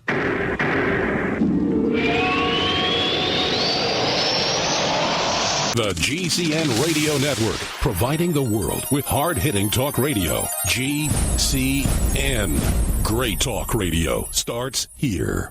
Graphic Converter is the image manipulation tool for the rest of us. It does not use any database. You get full control of all your files. Want to view the images of a folder? Drag it into Graphic Converter, and a powerful browser opens up to show your image files. You could use it for slideshows. You could use it to import images from digital cameras or from scanners. Need to do some image editing? You can do that too in Graphic Converter. Also print catalogs. Convert from so many formats I can't even list them. Download now to see if Graphic Converter is good for you, like 1.5 million other users. Guess what? You could save money when you buy Graphic Converter. Use the coupon code Night Owl. Use the coupon code Night Owl to get a special price for Graphic Converter. Go to lemkesoft.com. That's LEMKE soft.com. lemkesoft.com. LEMKE soft.com. We have witnessed 2 terrible storms in the east, but we are still in the eye of the perfect storm. The most devastating economic condition since the Great Depression, America's worst drought in agricultural history, and now the economic results of the presidential election. This perfect storm is a huge threat to everyone's food supply. I just doubled down and got even more supplies from eFoods Direct, and I recommend you do the same. It's time to get your own supply from eFoods Direct. I know I won't be standing in a bread line trading my freedom for food. I'm taking control of my future, and you're nuts if you don't do the same. Go to eFoodsDirect.com/Alex to find the specials. And you can start with a holiday gift pack that's normally $80, now under $50. Remember, I can warn you, but I can't feed you. Call 800-409-5633 or eFoodsDirect.com/Alex. Would you rather prepare 6 months too early or 1 day too late? 409-5633 or eFoodsDirect.com/Alex. Would it save you time to get the best quality water filters and the best quality storable foods from one company? You bet it would, and now you can at BigBerkeyWaterFilters.com. Big Berkey water filter products and great tasting, long-lasting, storable Wise foods are both now available on one website, BigBerkeyWaterFilters.com. Wise foods, ready-to-eat meals are packed in airtight nitrogen pouches and come with a 25-year shelf life. Big Berkey water filters are powerful enough to purify treated, untreated, or even stagnant pond water. Combine Berkey water filters with Wise foods for an unbeatable preparedness combination. Get free shipping on every order over $50, and GCN listeners receive 5% off all ceramic filter systems. Visit BigBerkey waterfilters.com or call 877-99-BERKEY. That's 877-99-BERKEY or go to BigBerkeyWaterFilters.com.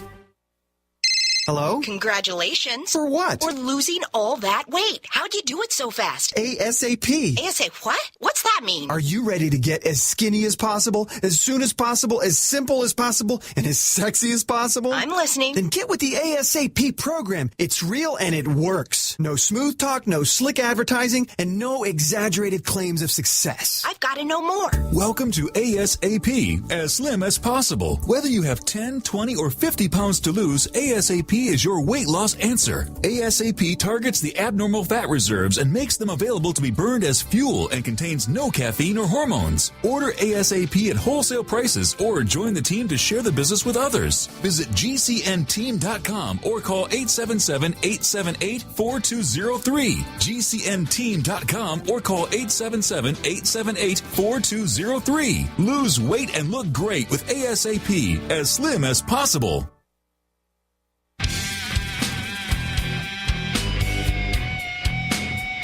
This is Kurt Southern, the author of UFO Mysteries, and you're listening to the Paracast.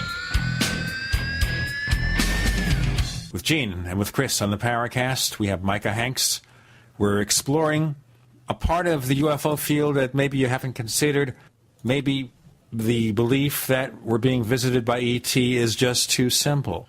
At what point in your research and studies, Micah, did you go away from what we call a traditional UFO belief?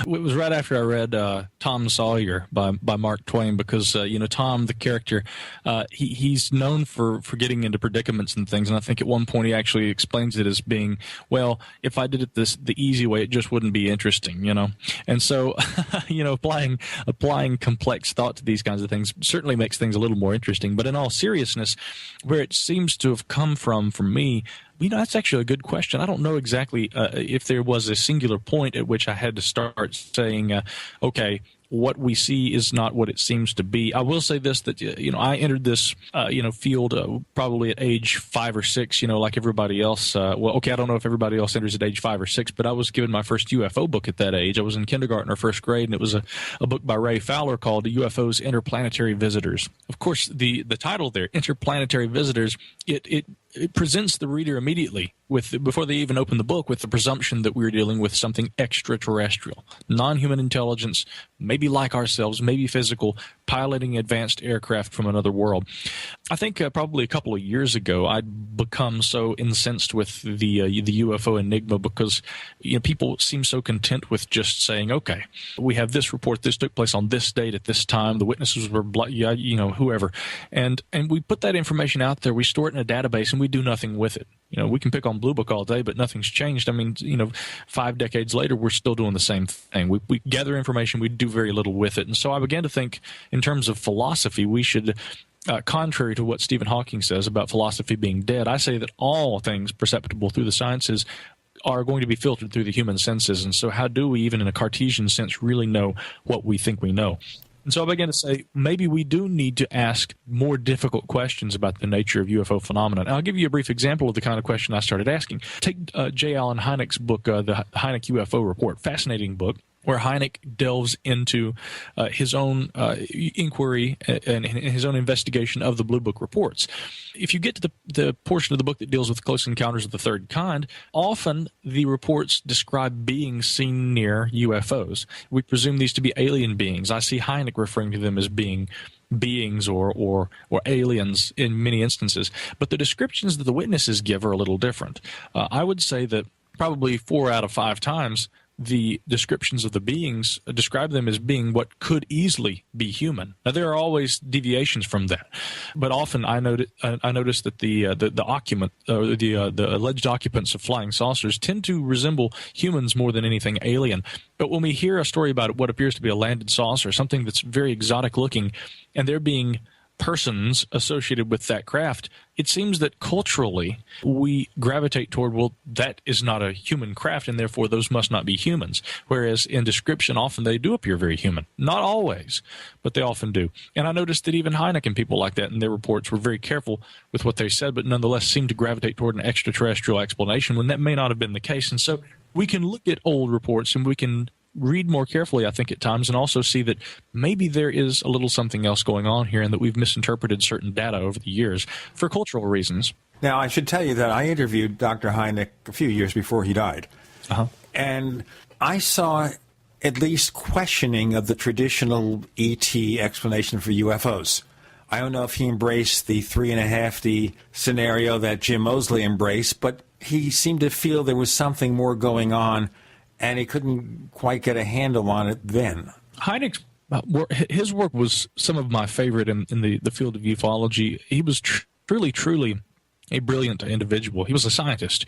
He was not someone who would just gravitate toward belief, and he certainly was a skeptic at first. But his ongoing investigations and interactions with not only people who claim to see UFOs, but who even had full-on encounters with what we would presume to be non-human beings, it led him to start thinking, indeed, that there was something more to it. But what's most important about J. Allen Hynek and the study of his own research into UFOs is that the careful reader will notice that in addition to putting forth ideas and you can sense where his gut was taking him at any given time, often with his writing, you'll also see that over the course of his investigation into UFO phenomena, his opinions changed.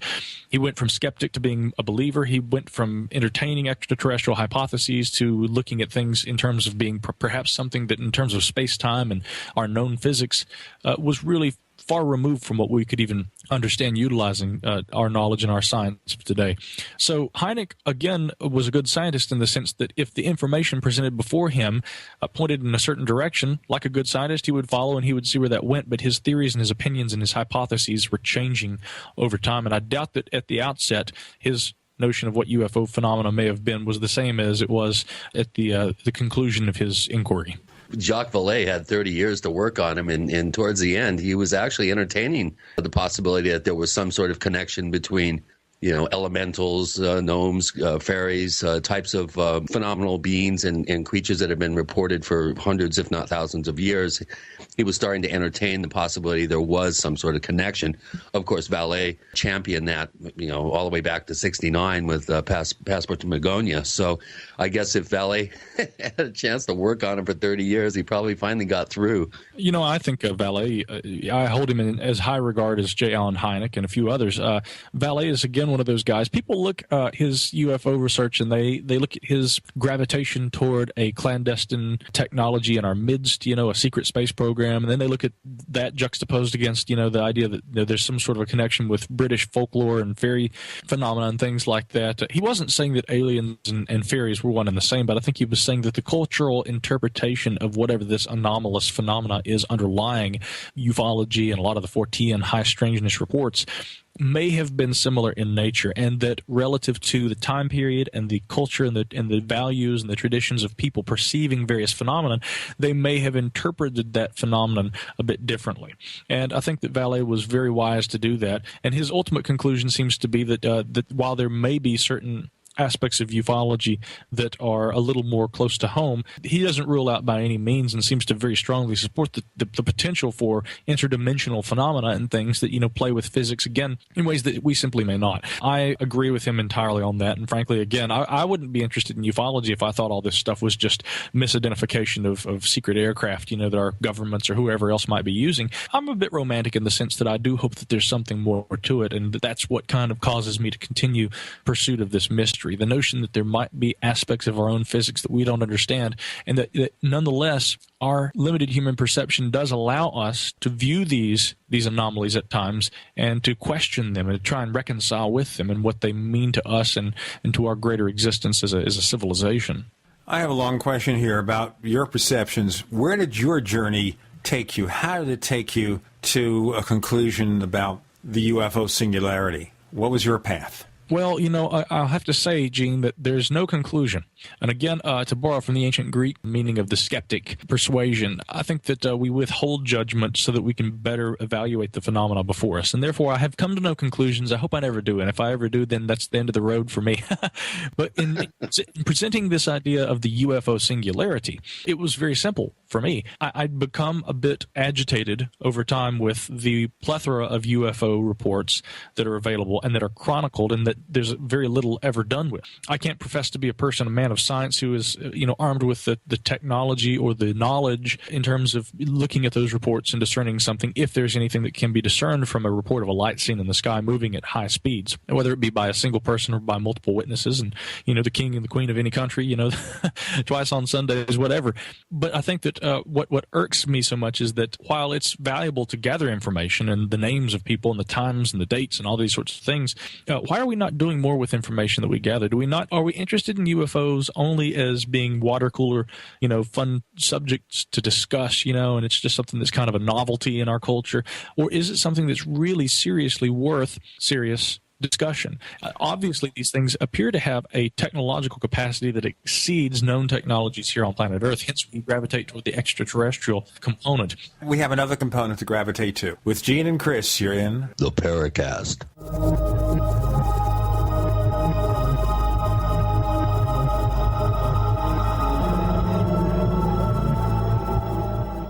America's #1 source for independent talk radio for over a decade. We are the GCN Radio Network. Whether it's personal mail, whether it's business email, you want reliable, dependable delivery, freedom from spam, freedom from viruses. Well, Polaris Mail offers professional email hosting services for your personal or small business use. Each account uses 25 gigabytes of storage, an easy-to-use webmail interface, and full mobile sync. Sign up today for a 30-day free trial at polarismail.com, polarismail.com. So here's what happened. I was placing an order online. The site went down. It just stopped responding. It took hours before it returned, but I'd already placed the order with another company. If your site goes down, you could lose business. And if you have a business or personal site, you'll want to know it's easy to run and it will stay online. At iWeb, your site is hosted on one of the most reliable networks in the world. Check it out. iWeb.com. That's iWeb.com. Preparedness is simple when you have the right stuff.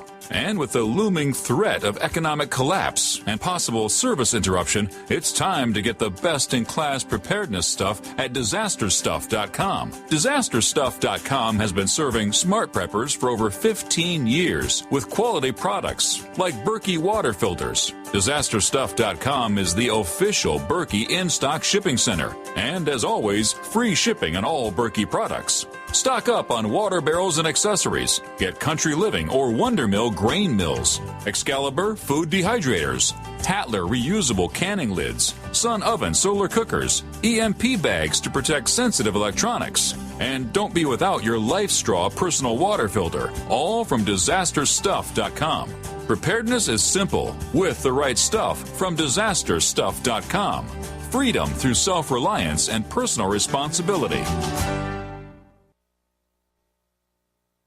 Food storage? Check. Survival tools? Check. Weapons and water filters? Check.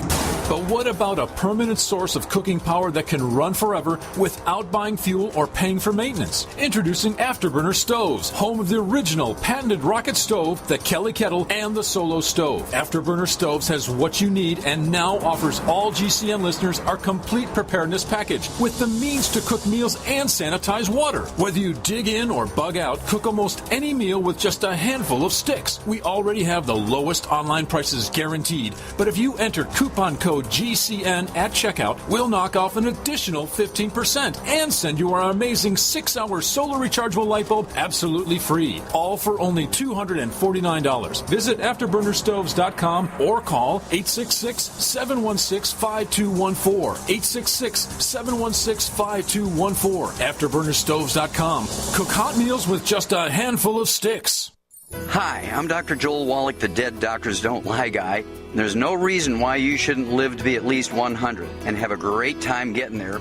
And I'm going to give you a free copy of my lecture that tells you exactly how to do it. In fact, after you've lived a long and healthy life, there should be only 2 documents in your medical chart, a birth certificate and a death certificate. I'm Dr. Wallach with a warning. If you have a 4-inch medical chart, if you take prescription drugs for high cholesterol, high blood pressure, arthritis, joint pains, and other health issues, the medical profession is failing you. They're using you for an ATM machine. My free lecture is going to reveal what pharmaceutical companies don't want you to know. There's been groundbreaking research and discoveries on how to effectively treat or eliminate over 900 different diseases naturally, and it's all in my free lecture called Deadly Recipe.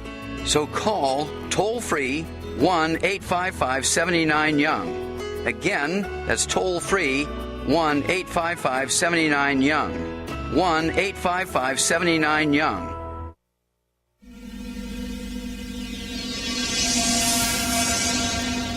This is Hilly Rose, and I hope that you do listen to the Paracast because you will learn a great deal about the paranormal.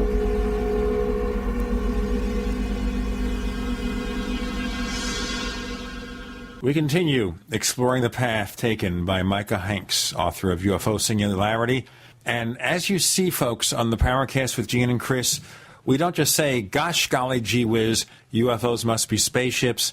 That's the end of the story.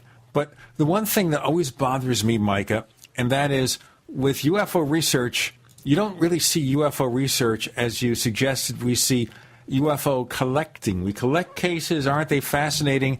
We talk about Roswell for 60 years, and we never get anywhere.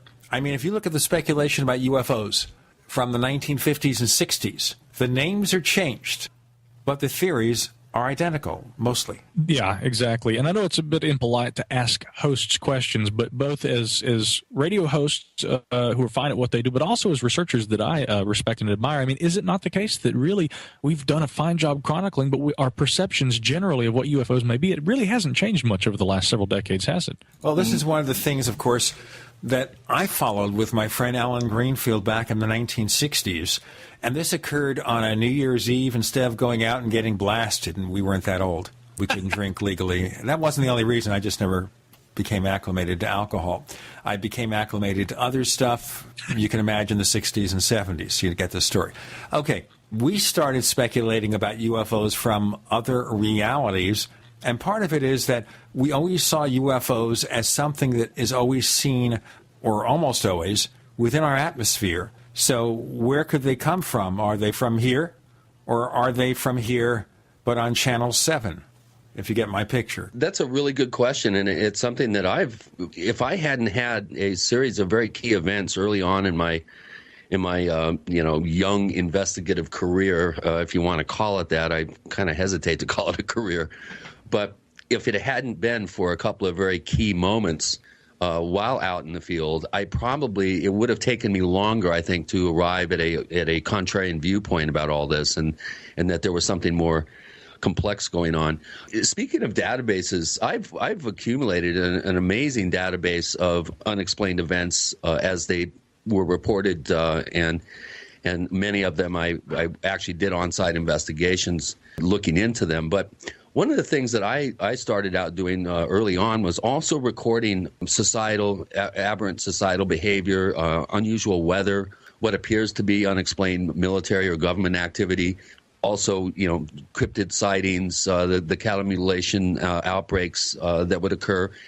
And I've been waiting for somebody to come along and really help me crunch this data and really analyze it properly. And I think it's a gold mine in terms of the potential for some sort of pattern recognition, I think, is ultimately my goal with the particular database that I've accumulated. And I agree. I think, Micah, you bring up a very valid point that, the whole field seems to be totally wrapped up in, anecdotal reports. And that's why I think the San Luis Valley Camera Project, for instance, or the Hesdalen Project in Norway, I think these are important steps to take us forward and try to gain real-time data that's of a quality that we can have scientists look at it and actually come up with some sort of scientifically valid conclusions about what it is that we're dealing with. Obviously, there's a lot going on. This isn't a one-size-fits-all scenario, as I think most of our listeners, and I know the three of us would agree. So we do have to do the best job that we can, at least in terms of documenting these things. But I think we need to take it and become proactive with it. Absolutely. Yeah, that's the only way forward. And, Colin Bennett had written about that, and I had him on my own program at one point to talk about UFOs and his research into the history of UFOs. But I loved it because at the very outset he says, but the history of UFO research is important, although we do need to look to the future, and we need to incorporate, new mathematics, new physics, new understandings and new potentials and things like that. We need to try and do something with the data rather than just sitting there and collecting and letting the paperwork stack up, in the archive downstairs, so to speak. So, and again, that's what I tried to do a little with the UFO Singularity. There's some field work. Chapter 4 deals with this UFO sighting that took place 4 decades ago. So we were a little late getting back to the scene of the sighting, but I think that no matter how late after the fact, I think it's important to take into consideration factors, not much about the physical environment in that instance that had actually changed in close to 40 years, funny enough. So, and the point is that, we can't, any more than we just sit around and gather information, we can't just sit in our armchairs and read about this stuff and speculate and think about it. We do have to get out there, and we do have to apply ourselves a bit to trying to figure out more about what could be taking place and what elements could actually be, doing a little less than transcending human perception, because obviously people see these things and they're not something that's completely so far removed from what we are capable of understanding that we couldn't wrap our heads around them in some regard. I agree, and I think it's really important for people to become motivated and to organize and get out in the field and come up, utilize this wonderful technology that we have that has come down amazingly in price. When I first envisioned the San Luis Valley Camera Project, it would have cost close to $1 million to do it. Now I could do it for roughly about $100,000. So with that availability of affordable technology, I think more emphasis should be placed on doing triangulated optical, work, for instance. But I want to get to an area that you bring up in your book, and you kind of hint around at it quite a bit, and then directly address it. And that is the possibility that what we're dealing with is some sort of time-based phenomenon. When you use the term singularity, it almost kind of gives you that sense that we may be dealing with something that is neither in the future or in the past, but is a kind of a continuous now. And that whole idea of humans coming back from the future and interacting with their ancestors has always fascinated me. And of course, it's the stuff of sci-fi. But you bring up some really interesting points in your book addressing this particular potential. Why don't we talk about that for a little? It's funny that we haven't gotten around to that in this discussion yet. And I noticed that often when I'm doing interviews about this subject, people, the first thing they ask is, okay, so you think that UFOs are time travelers from the future? It's just like people who, say, oh, you think that UFOs aren't aliens, or you, Chris O'Brien, you think UFOs are all aliens from outer space. I mean, people seem to want to just gravitate toward a simple explanation and stick with it. And obviously, I don't think that this entire question, the UFO enigma, is so simple as merely being time travelers from the future or any other singular phenomenon. It's probably, not to be funny, singular, get it, but I think that indeed there are a variety of different potentials here. We have to look at all of them and weigh all the different options. Amidst those, sure, I think that there's the potential that there's what we would liken to being a future technology that evades temporality. And I say that rather than being literal time travelers, because I'm not certain that if a UFO that we might perceive, a technological, intelligently controlled device or object or machine, if that is created in the future and it is able to move about through space-time in ways that present technology on Earth will not allow, I'm not certain that the device itself would have to have been designed for purposes of literal physical travel through time in order to evade aspects of human perceptual temporality, so that such a technology in the future, operating by virtue of whatever the purpose of its design was or may have been, or will be rather in this instance, that object may be at times by virtue of its design and its operation perceptible in our temporal present by what, of course, to those future dwellers would be, denizens of the past. So that's a little difficult to wrap for people to wrap their heads around. I'm no different. But again, the reason I draw a distinction between a technology that could evade temporality and time travel is that I don't know that we would necessarily have to have machines designed for travel through time in order for certain technologies of the future to become perceptible to us in the present day. Okay. Well, you bring up a good point, Mike, and that's why I think your title of your book is very important for people to get. It's when you talk about singularity, it's a point where all this merges together, and we, as you're pointing out, and I can say it in a slightly different way, we may be dealing with technology that can occupy the future and the present and the past all at the same time. Right. And if that's the case, then we're dealing with a phantom that's going to be virtually impossible to pin down, and that would explain or could potentially explain why these objects fade out, blink out, appear in one part of the sky, and then instantaneously they're in another part of the sky, assuming it's the same object. So it does go a long way to potentially come up with an explanation for that. Why don't we talk about what kinds of technologies, how that technology could be developed, and whether we're scientifically on a path towards that sort of technology. We have so much more to talk about with Micah Hanks, author of UFO Singularity. But now with Gene and Chris, you're in the Paracast.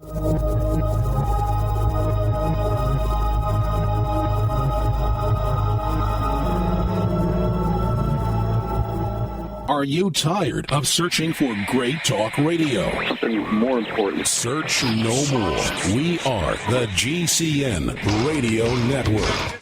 Hi, this is Ted Anderson. If you'd like to listen to GCN programs on the go, I have great news. GCN has created a Droid and iPhone application, and it's free. Just as easy as going to GCNlive.com, click on the banner, and download. Before you know it, you'll be listening to your favorite hard-hitting GCN shows, live or on demand, right on your Droid or iPhone, 24/7 and on the go. So download the Droid and iPhone app free by clicking on the banner at GCNlive.com. Thanks again for listening to GCNlive.com. Again, that's GCNlive.com. Hi, this is Ted Anderson. Have you ever wondered why banks, stockbrokers, investment advisors won't talk about gold IRAs? They've been available since 1986, yet the financial industry won't recognize the value of gold for your retirement. Gold has outperformed paper investments, yet word about IRAs. If you would like to have gold for your retirement, call 800-686-2237. Don't get left behind by rising inflation and low returns. Call 800-686-2237. Secure your future and call 1-800-686-2237. Who wants to be disease-free, full of energy, and vibrant health? Two reasons you may feel constantly tired and run down could be that your body's acid level is high and your pH level is low. How does acid enter your body? A cup of coffee, a sandwich, tap water, stress, and cell phones. Plus, your own body produces acid on a regular basis. AlkaVision Plasma pH drops alkalize the water you drink and raise your pH level. They promote more oxygen in your system, higher energy potential, and many other documented health benefits. And studies show viruses, bacteria, and toxins cannot survive in an alkaline high pH environment. AlkaVision Plasma pH Drops is the least expensive and the best pH level product you can buy. Order AlkaVision Plasma pH Drops for just $29.95 at alkavision.com, spelled ALKA vision.com, or call 800-518-7615. That's 800-518-7615. Alkalize your body, supercharge your health with pH Drops from alkavision.com.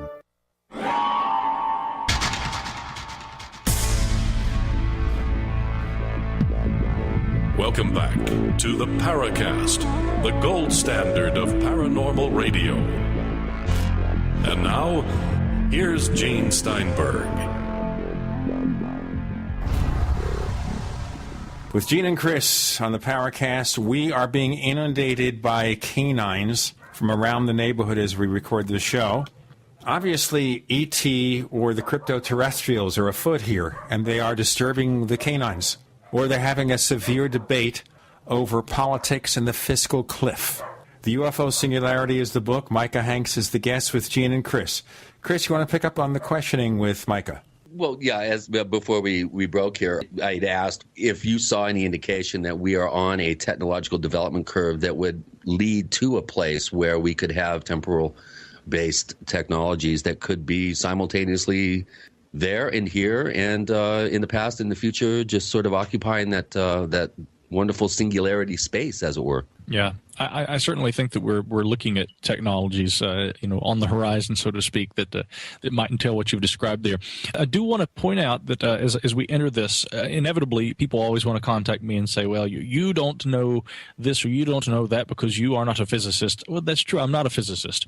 But what I do know is that, and this is kind of a hunch that I have, I think that understanding such things as entropy and the trend toward chaos, of all things in the universe as we expand outward. When I say expand outward, obviously that's a reference to a Big Bang, but then again, that's only one potential explanation for the nature of space-time and the cosmos. We don't know entirely what we're dealing with, and thereby, again, I point out that the mainstream academic, sciences, the physicists out there, the Stephen Hawkings and the Michio Kakus of the world, they do a good bit of speculation in terms of trying to understand how our universe may work, and in terms of trying to deal with unseen potentials, antimatter and dark matter and things like that, hypothesizing aspects of our unseen universe that may help in explaining what we could be dealing with. So, in my opinion, I look at such things as entropy as being important. The primary reason why is because if things trend toward chaos, humans, of course, are born, and as we get older, our bodies become slightly less usable, and then, of course, we expire. I resemble that remark. Well, we all do, and that's the whole thing. Relative to perception of time passing as a chronological fixture. But then again, we're humans. We can't, at least at present, escape that sort of thing. Now, if we reverse entropy or reach what some have called a negentropy, a negentropic state even, what we have is the ability to potentially live forever. But I would argue also in Hawking, this is one thing that I do agree with Stephen Hawking to an extent about. In his book, A Brief History of Time, he talks about the computer-like functions of the human mind and how entropy also plays on the human mind. And that he speculates that the reason we can perceive memories of the past but not memories of the future, all the while knowing that space-time is illusory, is evidenced already by things such as time dilation and other aspects of the observable universe that are in complete consistency in keeping with Einstein's relativity theory. If we were to look at such things as entropy and the potential that they have on the workings of the mind, Hawking speculated that as a result of the process of entropy, storing information and creating order, but the energy expended actually surpassing the order created by, for instance, the act of memorizing. Hawking suspected that this was a thermodynamic reason underlying why humans are capable of remembering the past but not the future. And yet, if we were to take into consideration the potential that such things as maybe psychic phenomena show little glimmering instances where, for whatever reason, physically, the human mind is capable of getting around the entropic forces that dictate the what Hawking calls the thermodynamic arrow of time, then maybe this shows that there are physical circumstances that could be modified or altered, much like, for instance, the passage of space-time itself, that could be utilized by technologies in the future to reverse such things as entropy, or at very least halt entropy. I think that, for instance, when we look at nanotechnology, we begin to see technological advances that are trending toward microscopic computer components and things like that that would not only be utilized in a computer system, but perhaps even in human beings for purposes of finding and maybe curing certain ailments. But what we also see with nanotechnology in terms of computer science is the potential for microscopic components that are so small that utilizing such things as reverse computation, they might actually physically be capable of being perfectly efficient.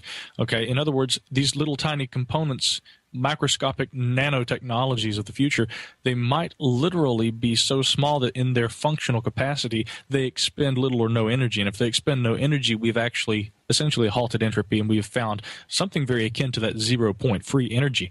If we are able to reverse the thermodynamic processes by the utilization of advanced technologies, how will this be incorporated not only into computers, but maybe even into the thought functions of future humans? And furthermore, if thermodynamic processes underlying human perception of space-time are thereby functionally altered, will our perception of space and time, past, present, and perhaps the future, also be altered? There's a good chance that maybe it will, but it's going to utilize technology that we can't even fathom right now. Yeah, and that's a very good point. And another thing that I think people tend to forget is that as time appears to be speeding up as it moves forward, and at the same time, complexity seems to become more complex. So you have this kind of strange dichotomy of entropy and at the same time an increased amount of complexity. Again, to borrow a what if from Terence McKenna, he postulated that instead of a Big Bang, that we may be headed towards a big crunch that would be akin to some form of singularity. And I've often found that if it appears to be one way, chances are it's the exact opposite when you're dealing with the paranormal or UFOs. And I use the example in my talks of being able to identify a particular pattern, and then really getting excited about that, and then looking at it, and then finding out that yes, my pattern seems to be correct. I'm getting additional supplemental data that's supporting the pattern. And then as soon as I open my mouth about it, it seems to go 180 degree shift and does the exact opposite. So it's that that overused cliche of it's a hall of mirrors with a quicksand floor that we're dealing with here. I love it. What a wonderful playing field to be thrust into, to try and figure out these sorts of things.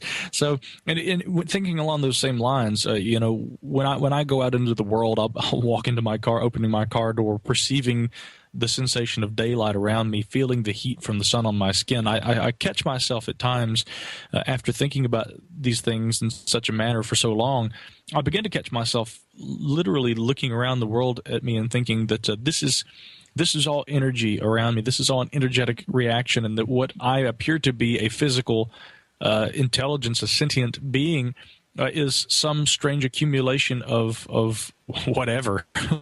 Whatever. I mean, it goes beyond evolution. It goes beyond biology. It's something, some sort of a, and this is what's difficult about it. Words escape one at this point when they try and conceptualize. I realize that heat and cold and all these things are various different formations of energies present throughout the entire known universe.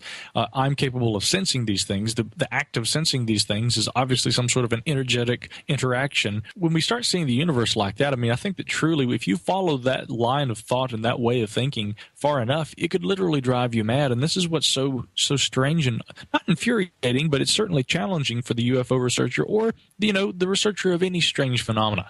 Keeping in mind that, of course, the study that we know, of course, throughout time as the scientific process. This is from the very outset undertaken entirely the study of strange, unexplainable phenomenon. At what point in our history that the study of unexplained phenomena became something that was the stuff of pseudoscience? It's really sad to me, because I think that that just shows that the mainstream seems to think that we know everything already. That was never the case at the outset. Everything began and does begin as unexplained, and we seek to try and better understand. But the further we go down the rabbit hole, the more questions there are. And I literally think that thinking along those lines could have the potential for driving one mad. And well, it does.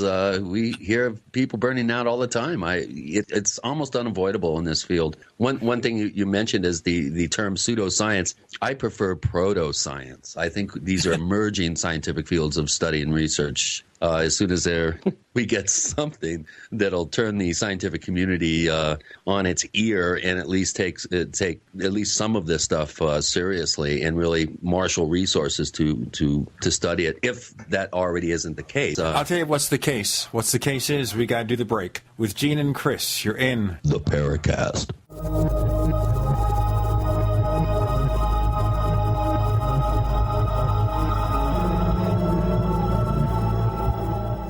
Attack of the Rockoids has been well received by critics and readers alike. It's a thrill-a-minute story you'll never forget. A former U.S. military intelligence officer is haunted by intense dreams about a beautiful woman pleading for his help after a terrible battle in outer space. But the dreams turn out to be true and thrust him into a telepathic love affair with a woman whose faraway planet is intent on destroying the Earth. And now the gripping tale continues in The Coming of the Protectors. It's the second book of the Rockoids trilogy, a galaxy-spanning adventure that pits our hapless heroes against powerful, fanatical enemies that threaten the lives of freedom-loving beings everywhere. Attack of the Rockoids and The Coming of the Protectors. Classic science fiction at its best, available now. For more details, visit rockoids.com. That's ROCKOIDS.com. Quantitative easing, unemployment at depression levels, Europe financial system falling apart, China getting out of U.S. treasuries. At the end of 2008, the time of TARP, the national debt was at $11 trillion, gold trading around $850 per ounce. Close to 2012, the national debt exceeded $16.4 trillion, gold doubled to $1,600 per ounce. The $20 trillion threshold for the national debt is inevitable. Politicians in Washington have a ferocious appetite for spending and stimulus. What's worse, a printing press to finance. 100 years ago, we had a gold standard to limit this madness, but now you have to adopt your own gold standard. Don't be fooled with paper promises. Get Midas Resources 10 Reasons to Buy Gold free by calling 800-686-2237. Understanding the gold and silver market may be the only insurance you could have to avoiding the next economic crisis. Call 1-800-686-2237 and order your free copy. Again, that's 800-686-2237.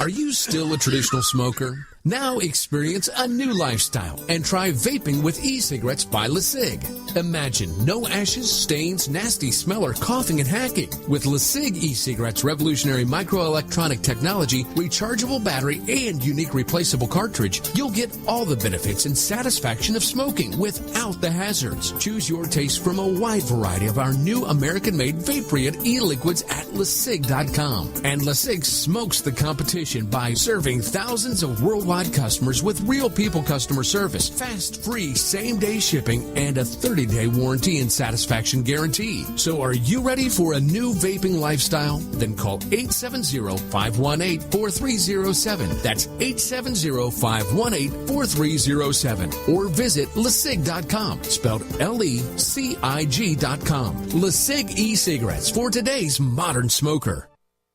Hello? Congratulations. For what? For losing all that weight. How'd you do it so fast? ASAP. ASAP what? What's that mean? Are you ready to get as skinny as possible, as soon as possible, as simple as possible, and as sexy as possible? I'm listening. Then get with the ASAP program. It's real and it works. No smooth talk, no slick advertising, and no exaggerated claims of success. I've got to know more. Welcome to ASAP, as slim as possible. Whether you have 10, 20, or 50 pounds to lose, ASAP is your weight loss answer. ASAP targets the abnormal fat reserves and makes them available to be burned as fuel and contains no caffeine or hormones. Order ASAP at wholesale prices or join the team to share the business with others. Visit GCNteam.com or call 877-878-4203. GCNteam.com or call 877-878-4203. Lose weight and look great with ASAP, as slim as possible.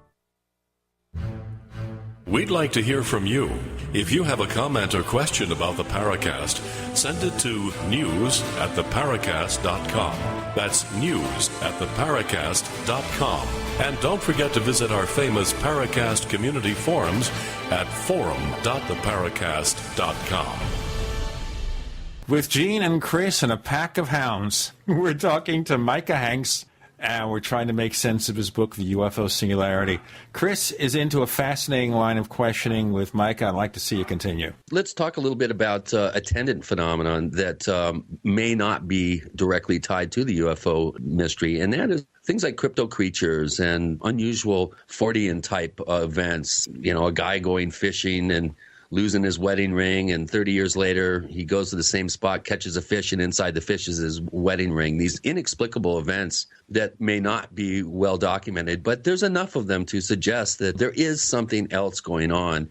How do you look at crypto creatures and, you know, the paranormal in general as it relates to a singularity sort of approach? I'll tell you, when I began the research into the unexplained, and tried to begin doing it professionally, writing about it and things like that for various articles and doing books and stuff, I began looking at something like Bigfoot, for instance, as being exactly what it appears to be, a physical, biological species that resembles humankind enough to where they literally resemble large, hairy humans, primitive humans. With time, however, my perceptions have changed quite a bit in that I see that although a lot of the mainstream cryptozoologists try and discount these things, you carefully documented in your Stalking the Tricksters the fact that a lot of these reports of beasts and creatures and things like this don't necessarily conform always to what we perceive as being perceptual physical constants in this universe. Sasquatches disappearing and things like that. The trickster-esque phenomenon. That's key to all this, I think, because what we begin to see is that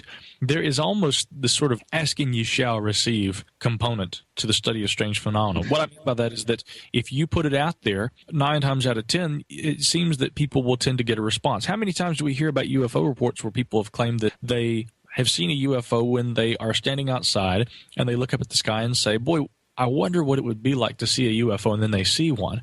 Now, some would say that it's literally just, it shows how easily that the mind can deceive an observer of any variety of phenomenon. I would argue to the contrary that, when we see something like a person losing a wedding ring and it coming back in a fish, or tossing a bottle out in a lake and then walking along a beach on the other side of the planet, decades later and finding the bottle. I mean, there are instances where this sort of thing has happened. Their own message is right there in the bottle that they stooped down to pick up from decades before. And what that seems to show me is that there is almost what my colleague, Dr. Maxim Kammerer, and I have referred to as a search engine-like capacity through which the web of reality seems to interact with sentient intelligences and beings like ourselves. This idea that there is a sort of a digitization of the universe. The universe doesn't have to be a physical computer with microchips and wires and things like that, but I think that digital, taken outside of the purely technological context and looking at digital as being evidence that a universe like ours could be some variety of a controlled simulation of sorts, a holographic sort of simulation that allows us, it provides us sort of a framework, I think, philosophically and scientifically, for looking at these strange synchronicities and the high strangeness reports, the occurrences, the instances of the appearances of beasts and beings and things like that. It takes it out of the purely pseudoscientific and the purely folkloric and mythological and removes it and places it again into a context where we can say, what if aspects of space-time in our reality, though not entirely physical, perhaps quasi-physical by definition, but nonetheless, these are something that are evidence of an intelligent interaction going on in our midst. I think that that's really the way that I like to approach cryptozoology and a variety of other strange phenomena these days, because it seems to help me to build a philosophical framework, if nothing else, for the potentials that may exist in terms of our universe and what we perceive. And I'm by no means the only individual who's postulated the notion that our universe and our worlds we know it, and the human perception at large is just an interaction with a simulated environment of some sort. So it's a video game. Well, in a sense, a virtual kind of reality, yes. Yeah, like the Matrix. Right. We're some sort of software program from some young kid that developed it in the 11th dimension or something, and we're just part of some sort of giant computer simulation. Well, how do we know what we are? But that's the whole thing, is that synchronicity is probably one of the most perplexing things to me in all my studies, more so than UFOs, more so than cryptozoology, more so than anything, because the notion that the way that we interact with our physical environment could influence the actual nature of space-time absolutely, utterly fascinates me. And again, it does seem to point to the idea that maybe there's something a little synthetic about the nature of what we perceive as the world around us. I had a couple of girlfriends in college that I could have sworn were synthetic, but and I've met a few people that I've kind of had to scratch my head and go, is this guy for real? Or, I agree. I remember as a kid wondering if this was all some sort of giant construct that appeared to be real, but in actuality there was some sort of structure or predetermination going on. Of course, I I don't really go there like I did when I was 6 or 7 years old and wonder if everybody was in the next room memorizing their lines, that sort of thing. But I think everybody at one point in their life has this feeling. They look around and go, is this really real? I know I do occasionally, especially when I'm out in the field and all sorts of weird stuff is going on and people are telling me, stuff that's just so far off the charts of believability that the giggle factor would run away from it. It's kind of hard not to have those thoughts. So where are we here in the conversation about your book? I really love the couple of case studies that you had in there, the whole idea of futurists and transhumanism and technology becoming self-aware. Where do you think we could go with this subject now that we've kind of given a brief overview and dug into it a bit? Where are you going to take this line of research? As I'd mentioned earlier, there are a lot of people who I interviewed for the book and others who gracefully declined the interview because I was equating transhumanism, future technologies, existent technologies, the hyperbolic trend toward growth, a greater than exponential growth in the rate of technology itself, and then, of course, the idea of artificial intelligence. When we look at these sorts of things, and I try and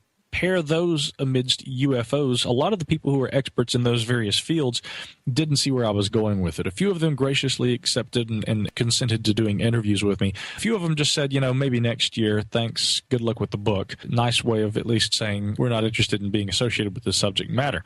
I think that what I would like to see in terms of having presented this argument in terms of what appear to be UFO craft are what appear to be technology that exceeds natural human technologies available to us and intelligence that we are at present capable of. If we have technology that appears to exceed the known technologies here on planet Earth, can we look at that in a sense, kind of focus on that as being a goal and then try and utilize the growth of technology trending toward a better understanding of those kinds of technologies? Will that aid us in the long run in terms of getting us maybe off of terra firma?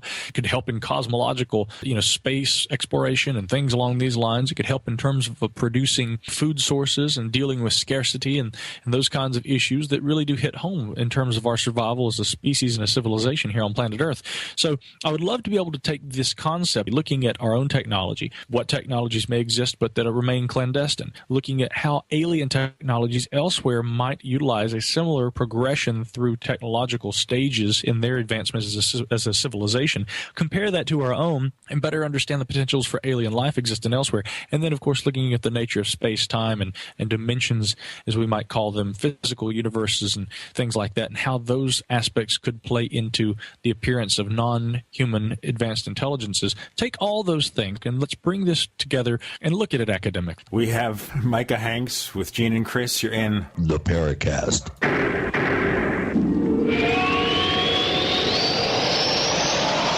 The GCN Radio Network, providing the world with hard-hitting talk radio. GCN. Great talk radio starts here. Graphic Converter is the image manipulation tool for the rest of us. It does not use any database. You get full control of all your files. Want to view the images of a folder? Drag it into Graphic Converter and a powerful browser opens up to show your image files. You could use it for slideshows. You could use it to import images from digital cameras or from scanners. Need to do some image editing? You can do that too in Graphic Converter. Also print catalogs. Convert from so many formats I can't even list them. Download now to see if Graphic Converter is good for you, like 1.5 million other users. Guess what? You could save money when you buy Graphic Converter. Use the coupon code NIGHTOWL. Use the coupon code NIGHTOWL to get a special price for Graphic Converter. Go to lemkesoft.com. That's LEMKE soft.com. lemkesoft.com. LEMKE soft.com. If you owe the IRS back taxes, listen carefully. Sweeping changes to IRS policies will help more people than ever eliminate their tax debts once and for all. And now I can help you reduce or eliminate your tax debts and end your tax nightmare.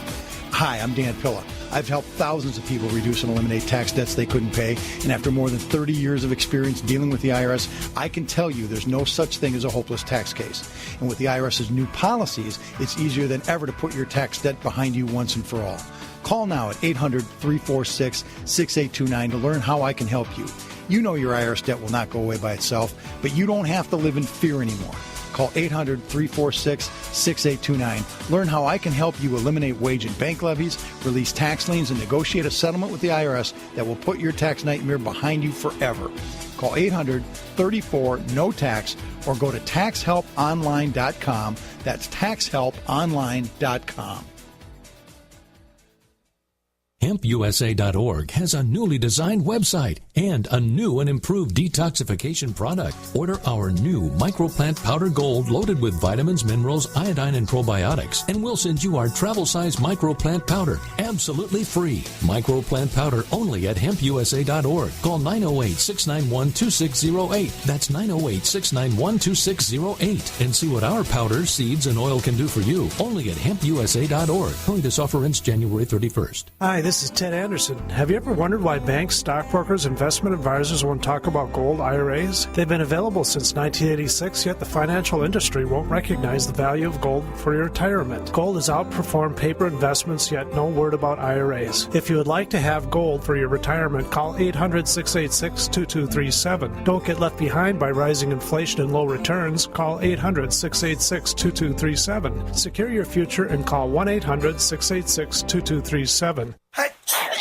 Fight back this cold and flu season with the world's best garlic extract, Ali C. Why Ali C? Because it helps your body fight viruses, bacteria, and fungi. Ali C has been scientifically proven in double-blind studies using low doses to greatly reduce the number, severity, and duration of common colds. Ali C contains 300 milligrams of stabilized allicin, the active ingredient in crushed garlic. Studies show Ali C is effective against MRSA, bacterial, fungal, and viral infections. One tablet of Ali C has the equivalent of 40 cloves of garlic.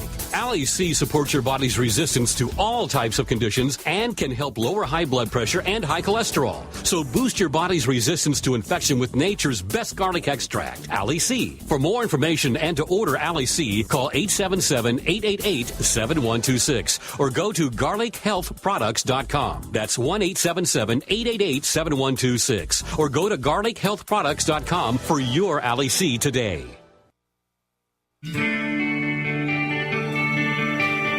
This is Jerome Clark, author of the UFO Encyclopedia and other books. You're listening to the Paracast.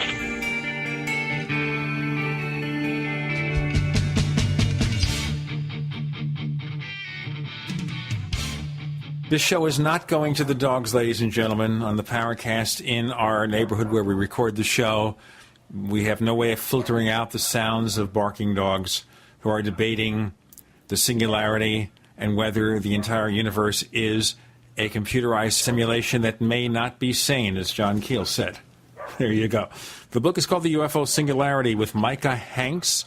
We have a couple of more segments to go. And, Chris, there were one or two questions in our forums. You want to move into those, and then we'll get back to these discussions? Here's a good question from Conrad Hartman, who's been a member of the Paracast forum at forum.theparacast.com for almost a year. From time to time, he chimes in with some pretty interesting questions, and I think he has one here. We've talked about UFOs in the future, so we'll just kind of have to look at this and then address his implication. If UFOs may be traveling from the future, may we not today create the UFOs that we encounter? Does this imply that we have a choice in what we may begin to see? Might we view abduction phenomena as the nefarious outcomes of human actions today?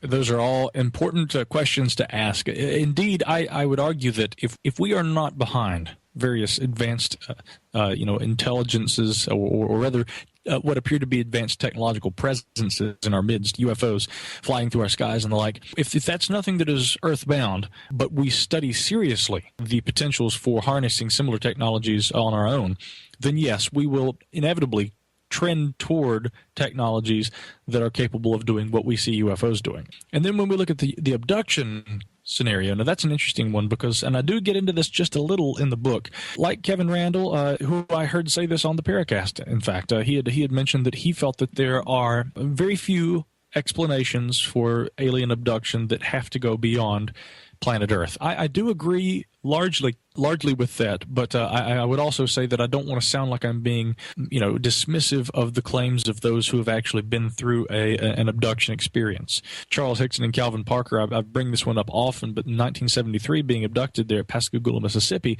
that was a big one. Because, again, we see a physical craft come down, it lands, non-human entities take those two gentlemen aboard the craft. They're returned after a few minutes. They're very, very shaken up. They're taken to the local sheriff's department. They're recorded unbeknownst to them. And, of course, even when there was no one else in the room, the men weren't, corroborating on a lie. They continued to sound very disturbed and terrified, very distressed by what had happened.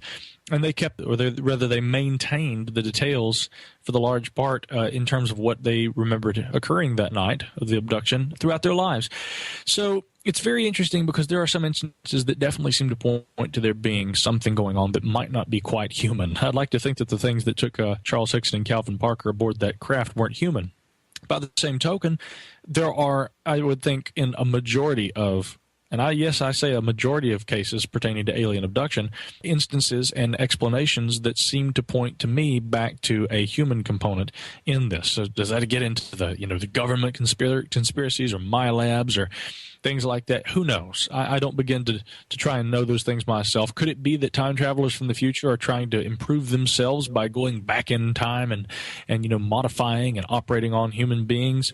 For whatever reason, I suspect that's not the case, but it's certainly a possibility and a potential that we have to entertain at very least. But I don't think, and this is the bottom line, I don't think that the alien abduction phenomena is exactly what maybe Bud Hopkins and several others have strived to try and document over the years. That's a part of it, but on a perceptual level, this is what we perceive it as being. The interactions with these gray aliens and these beings, I think that there's a lot more to it. And I think a lot of it has to do with not so much the physical interactions, but the way that humans and the human mind interprets certain things and the resultant phenomena as a result of those interactions and interpretations. A good point. I really don't know what to think about the abduction phenomenon as it's been covered by the well-known research community, the Hopkins, the Jacobs, John Carpenter. And I've always wondered why it is that certain researchers tend to attract the exact kind of case that there seems to support whatever theory they have to explain the mystery. I find it interesting that real negative encounters or alleged encounters aren't featured in Leo Sprinkle's work or Barbara Lamb or some of the other more benevolent ET believers. I think I can use that term. It's interesting. It's almost like particular researcher has his particular view of this, and in the cases that are attracted to him tend to support that view. Another thing that I find also very interesting is the assertion by Dr. Stephen Greer that abductions, if they're negative, are solely due to the military. That the abduction phenomenon is completely homespun. It's the military doing psyops and that sort of thing, and discounting the possibility that ETs, who he feels are universally benevolent, are not responsible for some of the horrific, encounters that people have reported. I do tend to agree with you on this, and Kevin Randall. I think there's a lot of prosaic explanations that need to be looked at before you jump to the high strange. One of the most interesting explanations to potentially explain at least the mechanism behind this or how it actually happens was told to Hoyt Velarde, who was a longtime head of Department of Public Safety at the Hickory Apache Reservation. And during his spiritual training, he asked his grandfather many years ago what he thought of this whole idea of abductions. And without going into a long-winded explanation, which actually there wasn't one, but the bottom line, I think, of his answer was that, you're not taken out of your bed, out of your room, through the wall, through a window, and up to a ship. The ship actually forms around you. And that hints at some of the things that we've been talking about today, that there is some sort of, potential for bilocation, occupying two different places and times at the same time. And I always found that fascinating, coming from a Native American medicine man, that you're not taken to the ship. The ship actually forms around you. Yes, but why can't you also assume the experience is totally in their minds? I think a lot of cases that is the case, but there are a number of cases that I think you can't explain away that easily, and I think they're a lot rarer and fewer and farther between than your abduction research community would like to believe. I've heard, incredible, figures about how millions of people are getting abducted, and to me that just doesn't wash. It doesn't make sense. Why would you need to abduct somebody if you were an advanced race or an advanced intelligence? And utilize, a level of technology that we've already surpassed. It just doesn't make sense. There's something about it that just doesn't make sense. What I would assume also, if you wanted to take samples of the local populace, you'd need like male, female, different racial characteristics, a few of each, and that's it. Not hundreds, not thousands, not millions. You'd think so, but again, I would also put this out there that what a human survey of animal life on a distant planet might be could be different from that of an extraterrestrial intelligence that has evolved and maybe is more evolved, more intelligent than we are. So there are reasons, there are motivations, and maybe the necessity for landings and of course abductions and things like that in scientific studies. The reasons, the methodologies employed may be vastly different. I think that in terms of trying to apply logic to alien abduction phenomena, we inherently and almost inescapably will anthropomorphize our alien visitors, our presumed alien visitors. But something I like that you brought up, Gene, is, well, but what if these things are all in the mind? What I would ask is, and I honestly feel that probably more than half of all alien abductions, putting up the air quotes, do occur in the mind of the abductee. But I don't necessarily think that the fact that it is a mental construct precludes the possibility that there's something actually occurring between two intelligences. It wouldn't have to be, in other words, in my mind, that something would be entirely physical for it to be a valid phenomenon. It could be some kind of interaction on our subconscious all over again, perhaps. Micah Hanks joining us with Gene and Chris. You're in the Paracast.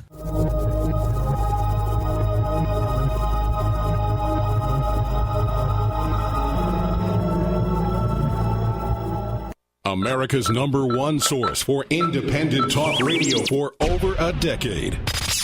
We are the GCN Radio Network.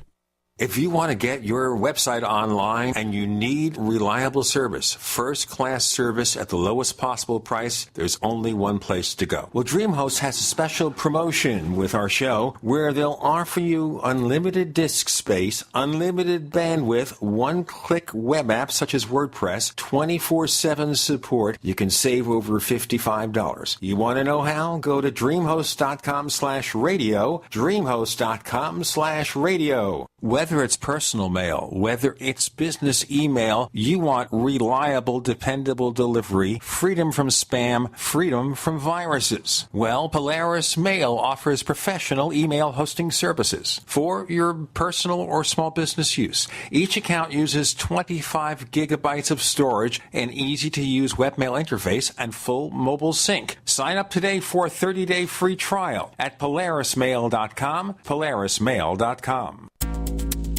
Big business has discovered the preparedness market, and that makes it difficult to know where to go and who to trust. MyPatriotSupply.com is owned and operated by patriots just like you. Has the best prices on storable food, non-GMO seeds, water filtration devices, home canning equipment, survival and self-reliance books, and more. MyPatriotSupply.com has old-fashioned values and the absolute best customer service in the industry. Look for the deal of the day, unique, affordable survival supplies that fit anyone's budget. Get same-day shipping on all orders and free shipping on orders over $49. Call 866-229-0927, 866-229-0927, or visit MyPatriotSupply.com for emergency preparedness, self-reliance, and food independence. Shop with a name you know and a name you can trust. Before it's time to survive, it's time to prepare. MyPatriotSupply.com.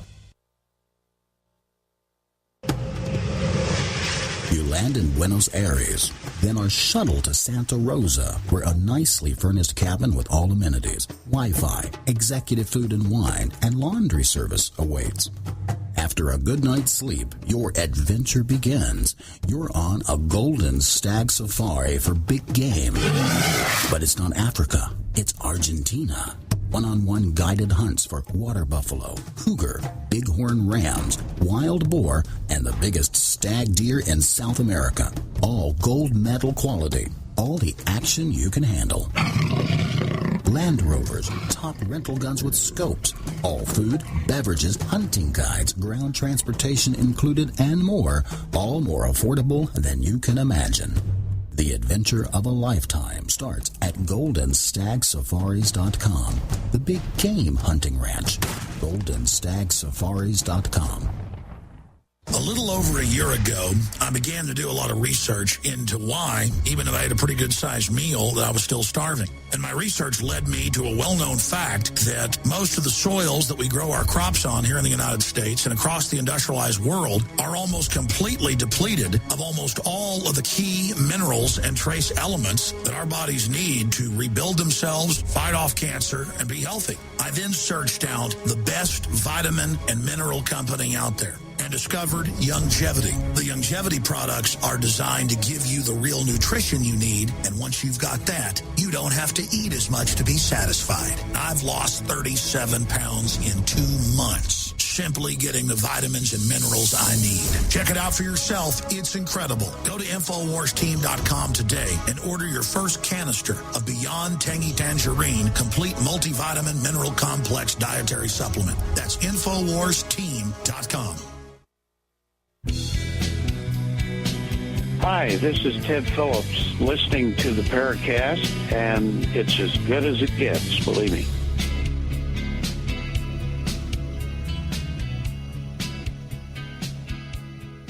With Gene and Chris. The dogs are still here, still making noises, still arguing over whether UFOs are really E.T. We have Micah Hanks, author of the UFO Singularity. We continue with an amazing set of discussions, Chris. Yeah, Micah, one element that has always intrigued me about the paranormal or potential paranormal is the Tibetan concept of the tulpa, or a created life form, basically, that is temporal in nature. It's generally considered to be a temporary I wouldn't even know how to, a being, I guess. There's stories that high Tibetan lamas are able to manufacture porters out of thin air to carry their bags up the mountain, and then once they get to their destination, they're dissolved. Where do you come down on the whole idea of the tulpa? Well, I think it would be really easy to dismiss it all as being just, the imaginations of, or the cultural interpretations of this or that, and any indigenous, culture anywhere around the world. But I've studied tulpas quite a bit, and I hear that my friend David Weatherly will be writing a book about tulpas before long as well. I'd be interested in seeing that. I know that when we take it back to John Keel, he talked about, of course, the Tibetan lamas talking about the creation of an intelligence or of a sentient being through an intense focused thought. And then in my research for the book Magic, Mysticism, and the Molecule, I dug into the Hebrew Book of Formation as it pertained to golem legends and things like this. The Maharal of Prague, who in the 1500s, had created a golem there. Yeah, a human nucleus, or what are they? What's the other type? The human nucleus? How do you say that? A homunculus, right. Homunculus, yeah. There we go. Yeah, there are a lot of different legends associated with the creation of artificial humans, now tell me this, how is that different from the notion of creation of artificial intelligence? If we were to look at a historic lineage of the creation of artificial intelligence, you'd have to look at all the golems, all the tulpas, all the homunculi that have arisen over time, and all the androids that we suppose that we might be able to create technologically in the future. It seems to be, in other words, a trend that is emerging here.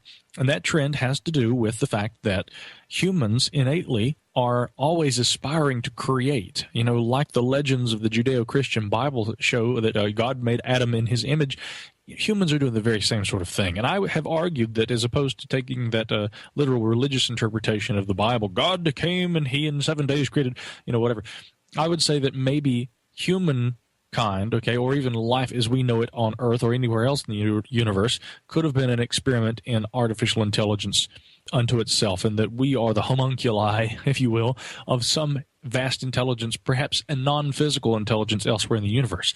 And maybe the next stage after the creation of physical intelligence here will be the byproduct of our advanced technologies of the future, and that byproduct will be the digitization of advanced intelligences that are not our own. Perhaps we had a hand in creating them, but they go forth just like the Adam that we become, the Adam and Eve, and they go forth and they create something else. It's a perplexing and even at times a troubling prospect. But I think that, again, when we look at topoidal phenomenon and golems and things like this, it shows that in our culture, it's rooted in our existence that humanity is trying to create others in our image, something that is so innate to us that, we go through this in terms of the circle of life.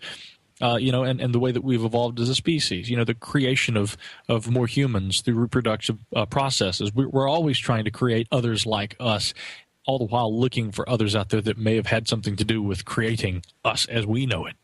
And that's a good point.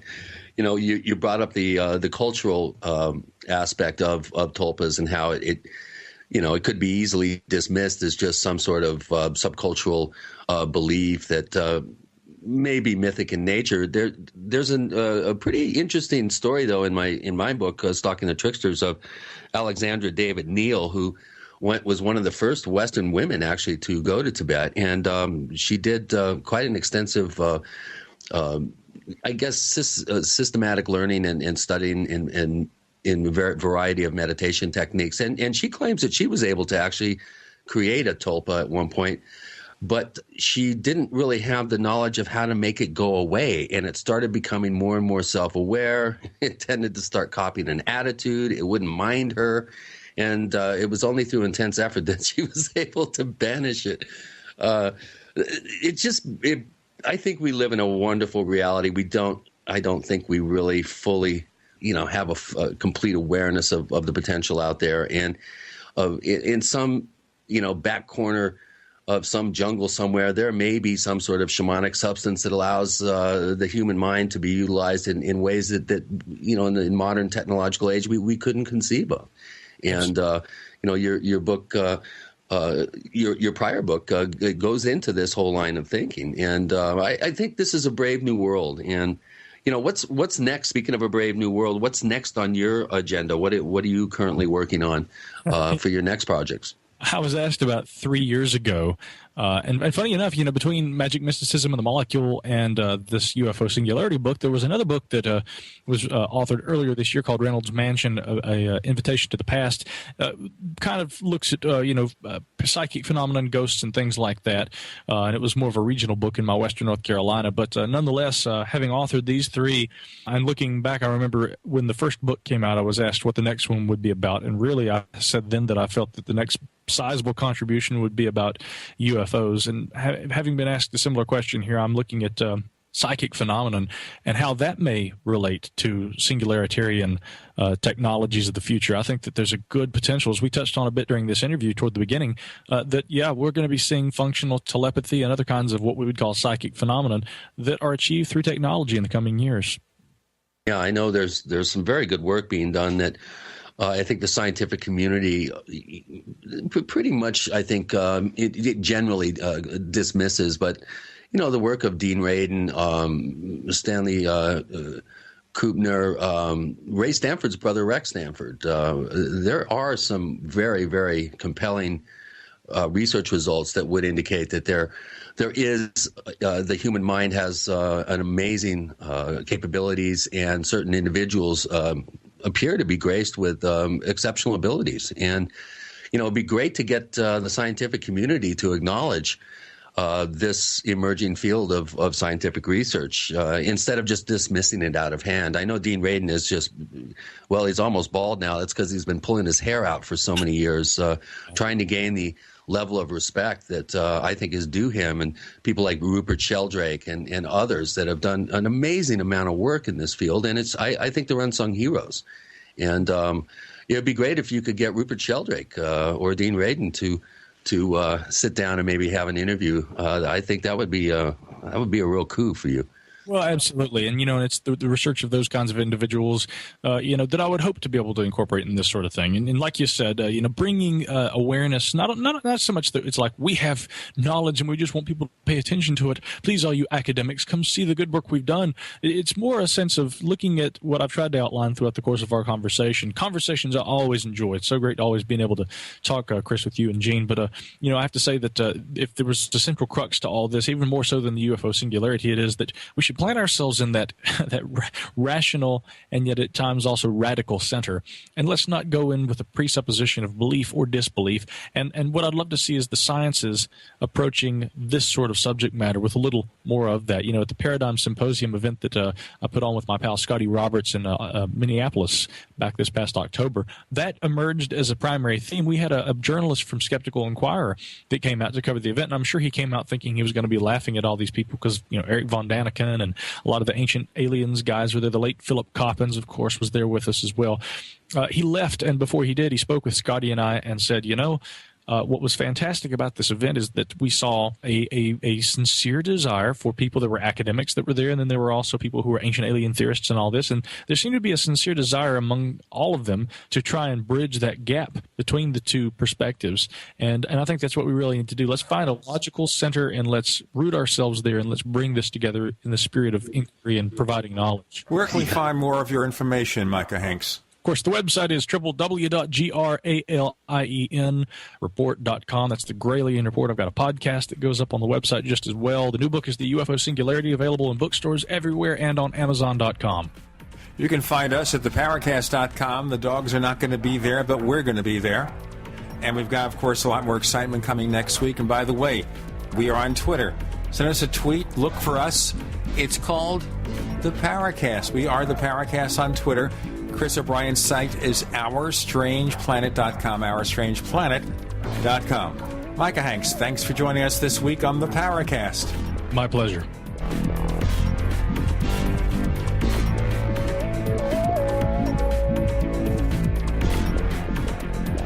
The Paracast, featuring Gene Steinberg and Christopher O'Brien, is a copyrighted presentation of Making the Impossible, Incorporated. Tune in next week for a new adventure in The Paracast.